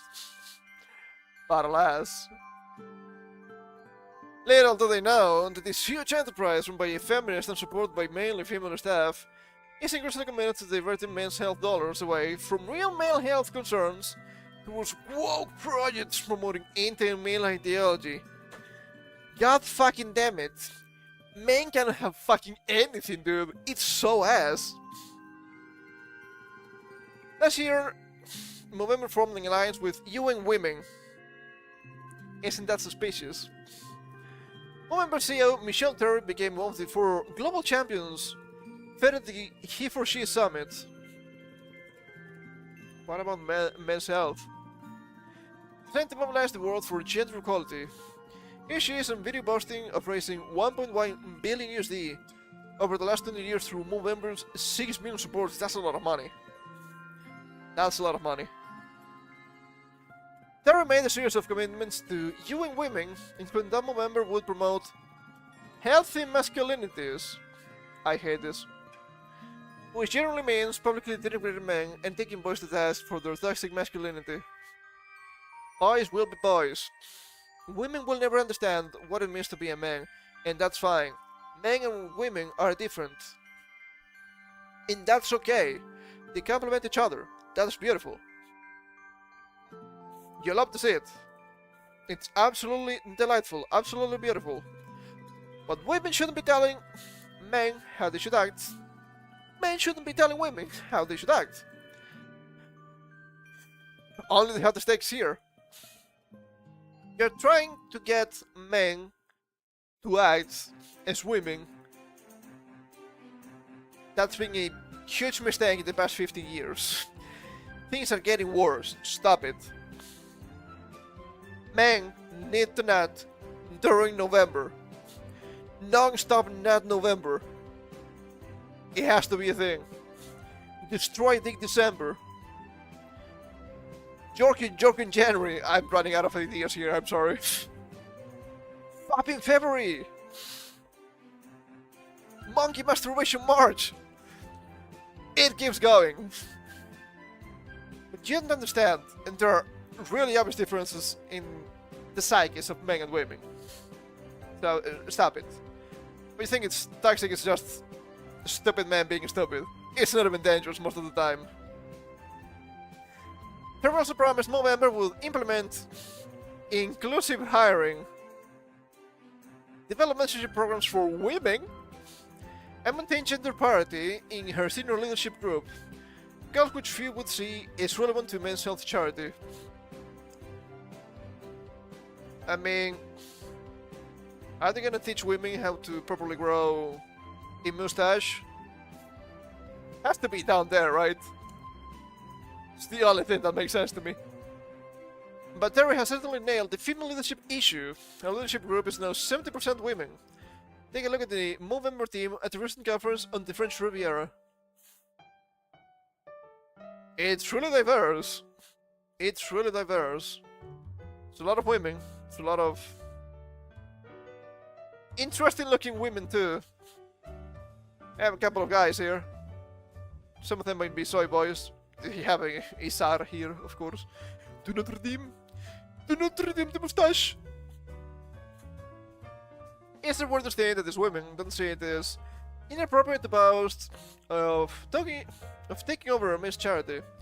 Can you imagine the fuss if the genders were reversed? Nah, we're not doing that. We're actually gonna reverse the situation. These women don't know what's good for them. It's always a tricky business to include any men in prominent positions in organization raising funds for women. Their roles usually very well hidden.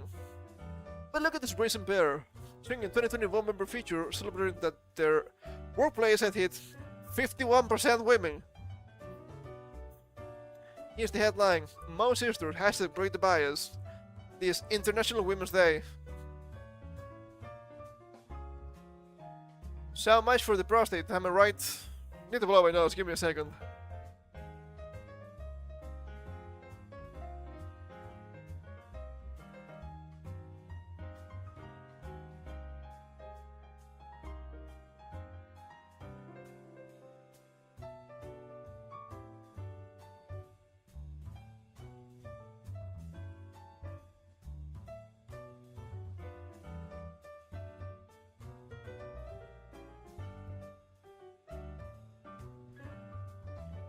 So much for the prostate, god damn it. The entitlement is breathtaking. Clearly it never occurs to them that this is in any way inappropriate. These women would never make any mistake. What are we talking about? When it comes to their goals, it's not surprising that this mob would have a rather different agenda than the blokes who started the whole thing off. Look at this graph showing Movember's expenditure in recent years, particularly since Mission Tour took over in 2020. The big drop, seen blue line, is from the initial major focus on prostate and testicular cancer research, which declined from 30% of the total spend to only 7%. So we have here, in blue, prostate and testicular cancer research, barely above 5%. In grey, mental health and suicide prevention, about 35% and going up. Orange, prostate and testicular cancer outcomes, a little bit over 20%. In yellow, men's health program and promotion, 30% and going up. I don't think it's wrong to talk about mental health, but if this was about prostate and testicular cancer research, why is it barely over 5%? That's a big problem. Also, given how much I know about current society, having been looking at society at large for almost 15 years, I don't believe this mental health and suicide prevention is done properly. Because it's gonna try to tackle mental health issues instead of tackling the main problems of all this. Sure, mental health is important, I never said otherwise, but there are other problems that are not gonna get addressed anyway, which is also a big problem. Problems that come directly from society. Some of them are just legal problems, because why wouldn't they? Just the advantage of playing. It's fine. The major push now is on mental health and suicide prevention, said the Grey Line, which has shifted from 18% to 37% on Movember spend. 13.5 to 34.4 million USD. I don't know if these are actually USD or Australian dollars, because this is from Australia. It's unclear. Nothing wrong with that, you might say. Yes, naturally, we're applauding Movember's increasing interest in male suicide, which surely is the most critical of all the health issues. Given that our suicide prevention bodies are still callously ignoring men, which should be the major group target, their major target group, this is a real breakthrough. This is particularly important given the hostility of the anti-male Albanese government to spending money on men's health. Funny, I thought Albania was mostly majority. I might be wrong. I wrote recently about how they brought together all the key men's groups prior to the last budget, seeking funding strategies for men's health. They then turned around and announced 160 million USD for women's health and 0 for men in the budget. Literally 0. So much for men. That created we have Movember, which had an annual income in 2023-2024 of 137 million USD. Want to throw money around on mental health and suicide. And the problem with Movember's approach to this territory is how they spend it. One of the key initiatives Movember is supporting, to the tune of 2.35 million USD, is the Wayback Suicide Prevention Service run by Beyond Blue, a charity tackling depression. Okay. What's disappointing is that while 3 in 4 suicides involve men, 60% of the people helped by Wayback are women. But of course, after all, here says mental health and suicide prevention. Not necessarily for men. That's the catch. That's how they get you. But the charge is about men. Is it really? Is it really? That's how they get you. Ah, brother. That's to be expected. Said the health brokers because Wayback aims to reduce the likelihood of suicide or further attempts for people who have made a previous suicide attempt. And women make more unsuccessful attempts than men. Men are the best at killing themselves. Hell yeah, brother. Men number 1. Hold up. That's kind of a problem. Okay, so Movember discovers their funding to reduce male suicide isn't actually helping all the many men because males are more likely to be successful when they try to end their lives. You might have thought that someone in Movember would have had the bright idea to look at the factors triggering male suicide and see if there is some way of intervening to actually reduce the risk. Look at the efforts made in our society to support women who are vulnerable to postpartum depression, reduce the risk of depression and suicide during that period. When it comes to male suicide, we have solid data showing relationship breakdown is critical. Current report data published by the Australian Bureau of Statistics showed that among men 25 to 44, the biggest cause of suicide is now problems in spousal relationship circumstances. Great. Great. But it's just the men. It's just the men that want to tell the women how they should act. They keep being so disrespectful against disabled people. It is possible to support these men and prevent them taking their lives. That's what Parents Region Breakup, BBB, has been doing for decades. And it works. Here's a recent video featuring CEO Nate Nichols explaining the result of a recent survey that they conducted with 500 of their clients, showing 66% of men surveyed reported suicidal thoughts when they reached out for help from PBB, was reduced to 10% after receiving support. That's pretty good. Wow. Not reduced by, but reduced to. That's crazy useful. We don't have the actual video. We have a still image. Yeah, it's just a still image. Maybe they messed up the embedding. These are men helping men. The baby support groups and helplines are run by men who have been through similar ordeals to the men who seek help. Parental alienation and the loss of their children, false allegations, loss of home and assets, massive legal costs, homelessness. Because the law is stacked against you. I'm sorry to tell you this, but it happens. In some countries have it even worse than others, from what I'm saying. The organization is now registered as a suicide prevention charity, keeping parents alive and in their kids' lives. And it's one of the few that appears to be actually achieving that for men. But the sisterhood from November are going to get down into the gutter, dealing with the real-life experiences of broken men and their attack in the family court. Why would they do that? There's never any mention of any of these issues in all their glossy publications. They're determined to push suicide as a mental health problem rather than in response to situational distress. Didn't I mention this? Problems because of society. I don't know, I've been a man all my life. Well, I've been male all my life. I've been adult since I was 18. That makes sense. As with truth, most of the organizations currently receiving funding aim at male suicide prevention. Male suicide prevention. See, that's how they get you. They seem to be virtuous, but maybe they aren't. Even though it might make sense to have men supported by other men, Movember takes a different tack, given that the suicide prevention sector is female-dominated, with over 70% of mental health nurses, psychologists, and other support people being women. The focus of much of Movember suicide prevention work is training these women to talk to men. Stop men slipping through the cracks, says their promotion, claiming they provide the latest strategies to teach these women to talk to vulnerable men. You wouldn't get it. You wouldn't get it. Just going out into the wild with an axe and chopping some wood is gonna do you more for your mental health than talking to these women.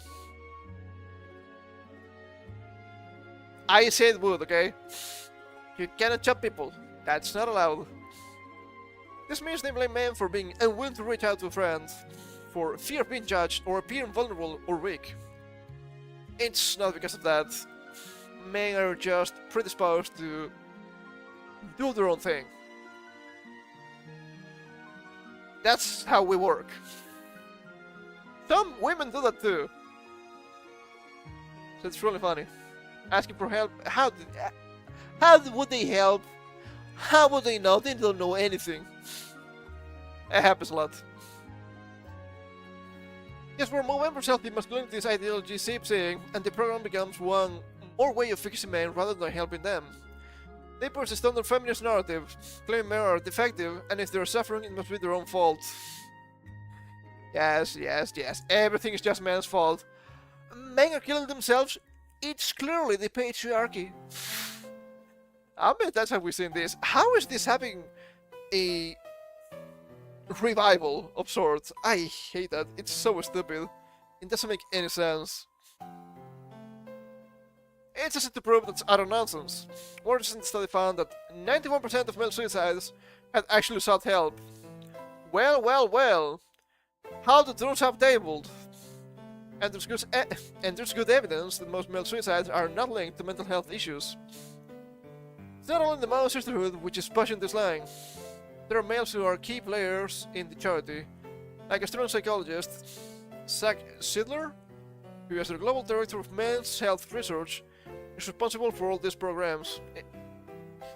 I was about to say it. Is this guy a male feminist? First literal line. Self-described feminist Sidler. How did I know? How did I know? I cannot explain my more than a decade experience looking at society.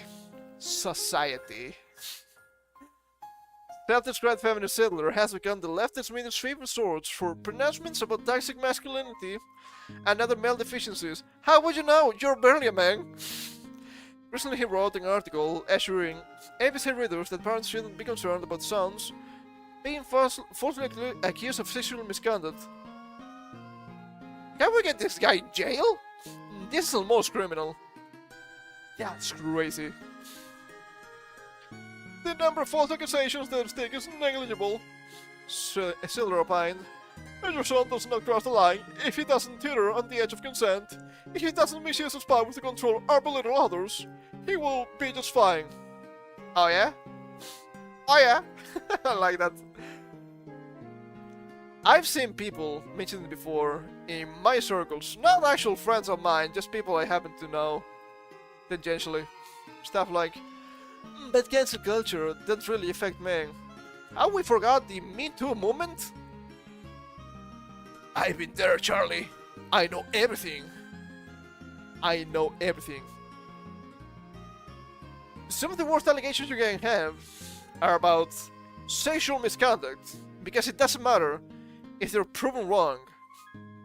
And in some countries, this might be enough to get you in legal trouble. So, yes, it's really bad, and I do believe that if we have false accusations, actually false, demonstrably false, the women that made those false accusations should face legal repercussions too. If you were to face jail for the sexual misconduct, false accusations also face jail. They should. Oh my god, look at this guy. I can tell this guy is gay. My goodness. In such hands, it's hardly surprising that blaming men has become Movember's key strategy. All for men. Through the man, bad without the man. Is this fascism? It could be. In 2023, they launched the Movember Institute of Men's Health, investing 1.5 million USD in partnership with the Clinton Foundation to explore how different masculinity shape men's health outcomes. I was an unexpected guest here, but sure. Last year, it brought about Movember providing 3.2 million USD to contribute to the national plan to end violence against women and children. Men, by the way, I guess you could have male kids. Running a program for the government to help young men and boys foster healthy, respectful relationships as part of efforts to end gender-based violence. Gender-based violence. Nothing has changed. Nothing has changed. It's been more than a decade. Nothing has changed. Am I going crazy? I think I've been crazy for way too long. Or maybe not crazy enough. I'm not sure anymore. These people don't understand anything. What you see as toxic masculinity is how men relate to each other. They're calling themselves mean names. Yes, that's what we do. They are terms of endearment. We're being completely true and real with each other. If I called you an absolute baboon when you're being a clown, it's to tell you, you're being stupid. What are you doing? For legal reasons, I cannot use extremely harsh language on streaming sites, please understand. Are men calling each other slurs? Maybe, but I didn't tell you. Since then, they have generously increased that funding to 5.5 million over 4 years.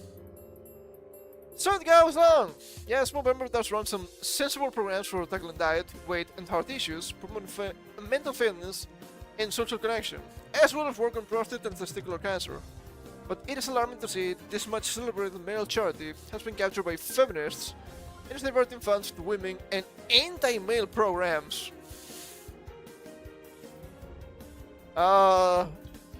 What's the deal with this DEI? I'm about to DEI myself. No wonder the Albans movement is ultra happy to hand over responsibility for men's health to this mob. Yeah, I guess that makes sense, if they're so anti-male as they say.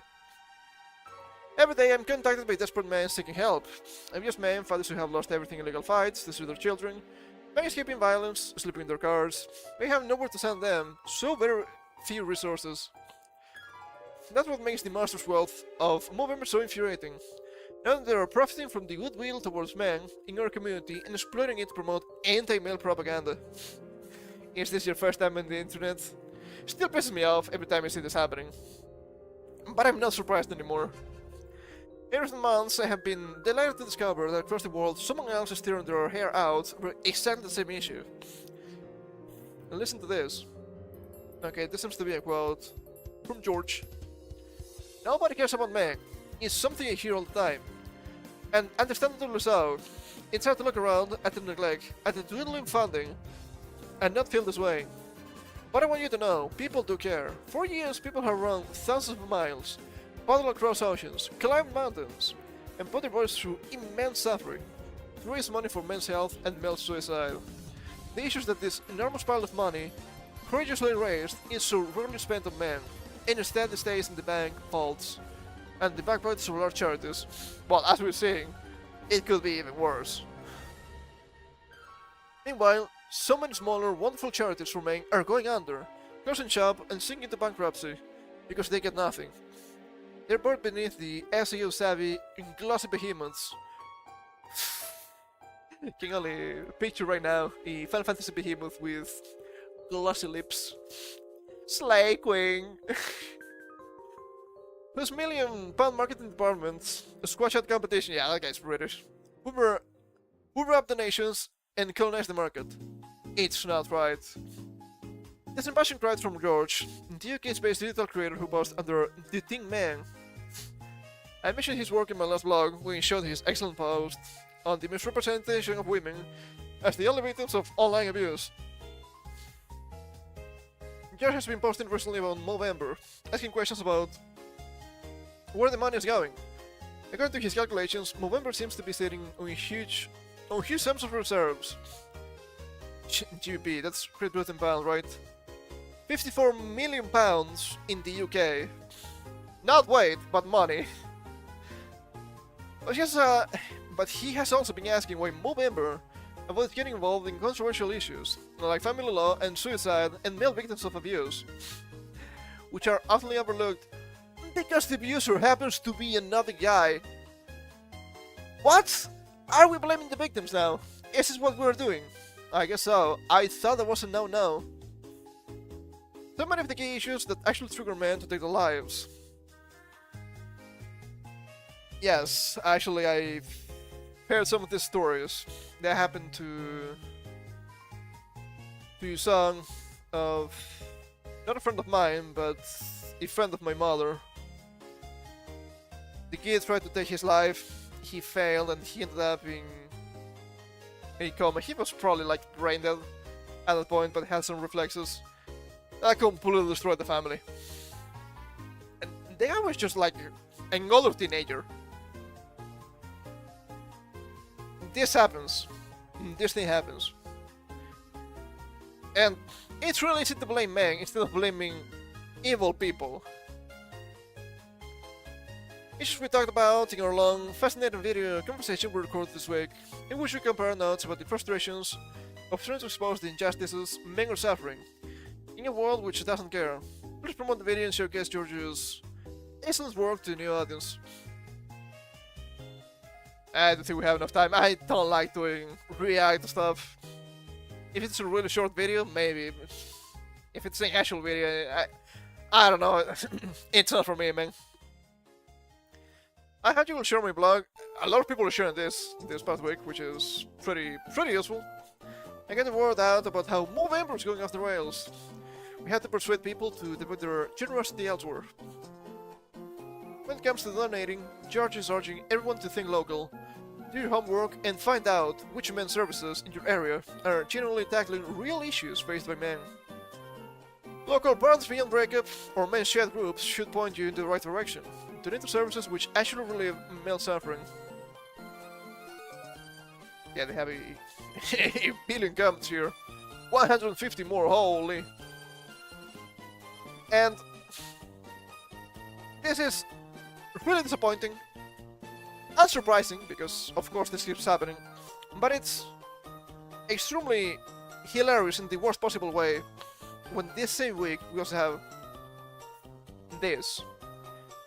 Cynthia Erivo graces the cover of GQ's Man of the Year issue. She is everywhere.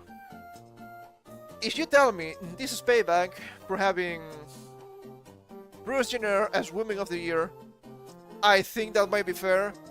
Why is this woman literally everywhere? I also have to say, she looks more like a witch here and then in the movie Wicked, which is kind of funny in a strange turn of events too. So, the Man of the Year happens to be a woman? I don't know about that.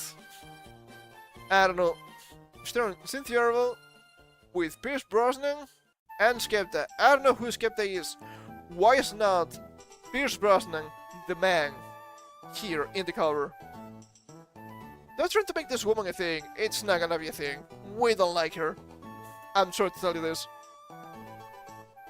And also it doesn't help that the worst people are big fans of her.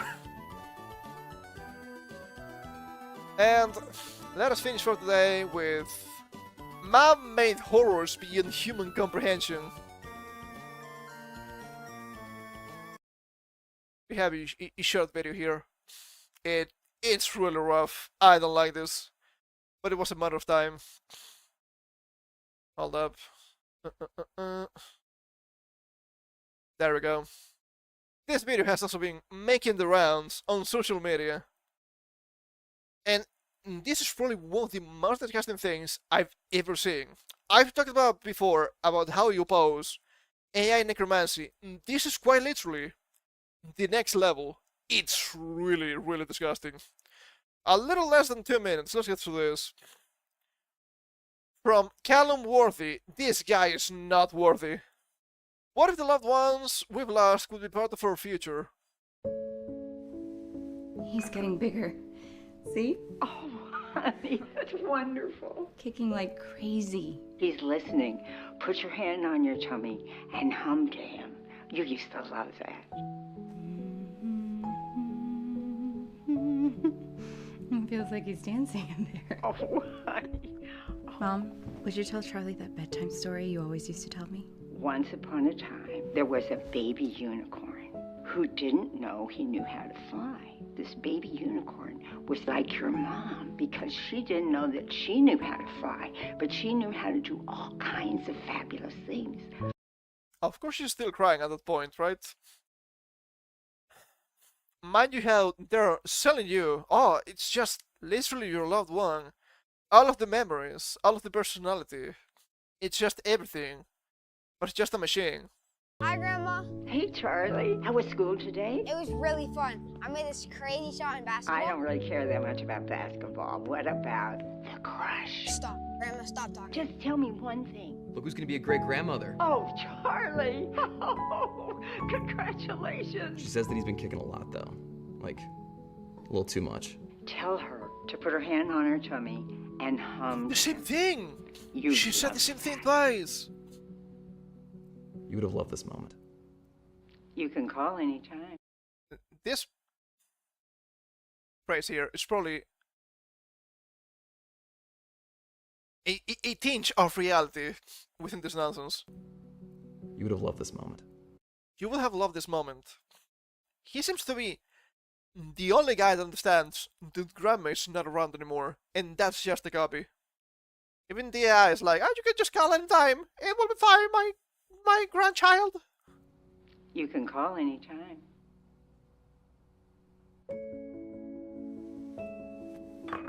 Okay, Mom, I just need a quick video. Is this like an audition or something?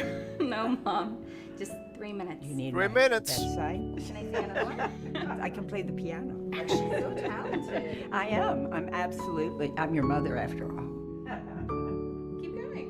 Why don't you start by telling us... With two-way, 3 minutes can last forever. Well, I was born as a very young child. With 3 minutes, you I cannot would hope so. copy a person. You cannot copy their personality or their memories. I have here, within the replies, full arc. This isn't cool. This is terrifying. This is not just terrifying. It is. But I find this to be extremely disgusting behavior. They are completely exploiting your grieving. Because of course you will grieve when a close one passes away. But they're trying to sell you a product. So everything will be fine. No. No. Your close ones are going to pass away. And that's okay. That's life. That's how it works. We have a limited amount of time in this rock we call Earth. And this is actually doing a disservice to these people, because you cannot actually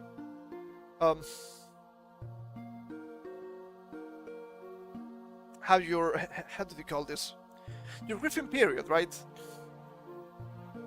It's there, it's grandma, it's not grandma. Grandma passed away, and it's fine. Of course, it's fine to try and remember grandma, because why wouldn't you? It's okay. But you don't need these machine demons to skinwalk as your dead relatives to think that they are with you. It might sound a little bit gay when you say this, but your relatives stay with you, okay? All the time. You can carry on their legacy and their will. That's been happening since the dawn of man.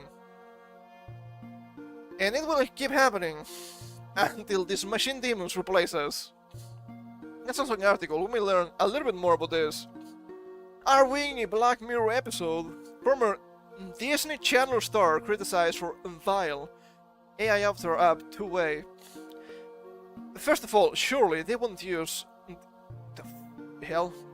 Surely they won't use the likeness of your dead relatives for other products.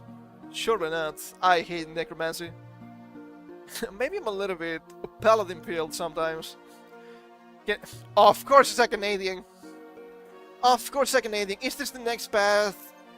Is this the next step on the maid program? God, you don't hate Canadian enough. Canadian-born actor Callum Worthy. Not worthy. Shared the video where the app was being used by a family to speak to a late loved one. Imagine getting with the Charlie kid, and he's obsessed with phone grandma, because after 30 years he keeps talking to phone grandma. That's not healthy, man. A former Disney Channel star has stirred up some controversy online for 2-way, an AI avatar app that many people are comparing to an episode of the dystopian sci-fi series Black Mirror. Everything has to be my sci-fi! Could be worse, I guess, but I get tired of those comparisons. Callum Worthy, a 34-year-old Canadian actor who starred in the teen sitcom series Austin and Ally. Is it Ally or is it Ally? Might be Ally. He is not my ally. He is my enemy. Shared a commercial for the 2-way app on social media earlier this week. The now viral clip features a soon-to-be mom speaking to an AI-generated avatar of her late mother, until it fast-forwards 10 years to her child, using the same app to speak to the avatar of his late grandmother. Then the video moves 20 years into the future, where the now adult man is still using the app to speak to the avatar version of his grandmother about his own child. What if the loved ones we've lost could be part of our future? They already are. Oh, grandma passed away. Yes, you're the new generation. You're the legacy that lives on. And we've always had hand-me-downs from the other generations, right? How many times have we heard about our recipe books have been on the family for decades or even centuries? That's cool. That's interesting. What about, I don't know, specific ways of working wood or working the animals or how to tend to a field? Sounds a little bit rural, but that's traditional knowledge after all. What about your own values that are downstream from your parents and your grandparents? It's the same, but they're trying to sell you some sort of clanker with this. Worth wanting his post on November 11th. It has been seen more than 26 million times on X. More than 37 million times as right now. And the way we're building a living archive of humanity. This is dystopian. This looks like super villain sci-fi guy. It's crazy. One story at a time. I don't want to be in a living archive of humanity, okay? You cannot copy this, baby. I'm beyond blackening. Worthy adding a follow-up post. It all starts with the social network for avatars, the two-way app.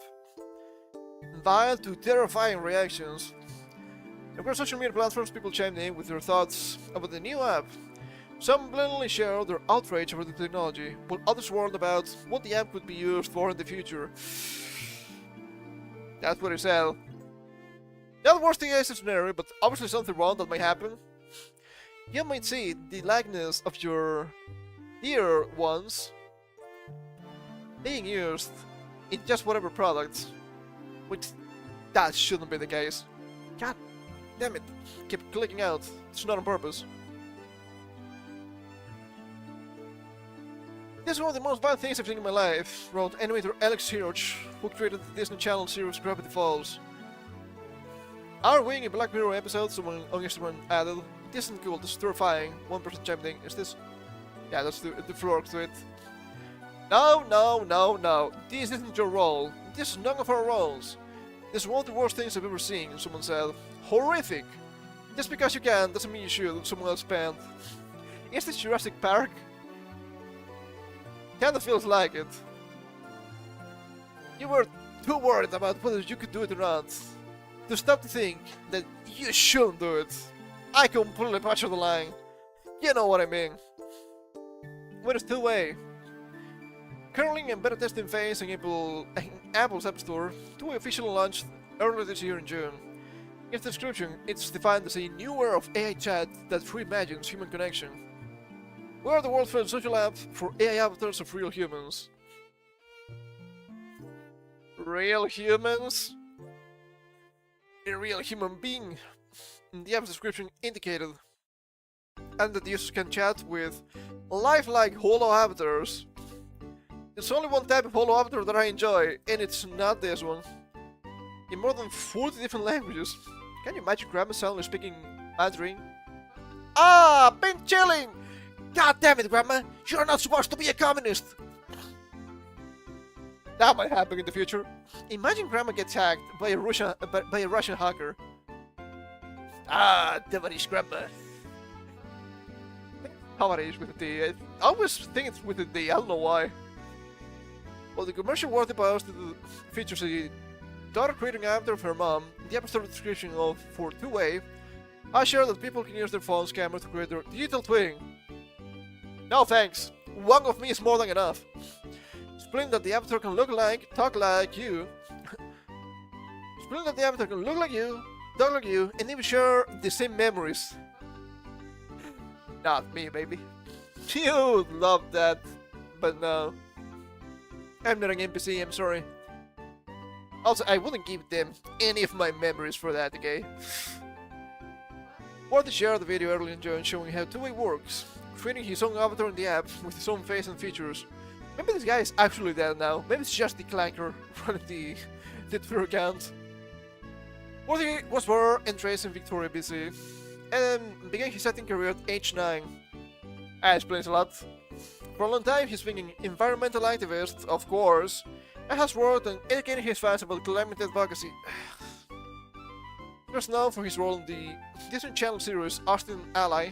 He starred in the show as Dave Wade, alongside the lead stars Ross Lynch, who played Austin Moon, and Laura Marano, who portrayed Ally Dawson. Wait, it may be Ally after all. Like, the short version of Allison, I have no idea. The Canadian actor has also appeared on TV shows like Hulu's Reboot and Netflix's American Vandal, as well as movies including Sue Torn and Bodied. You're gonna get bodied alright, he's been getting bodied alright, look at this!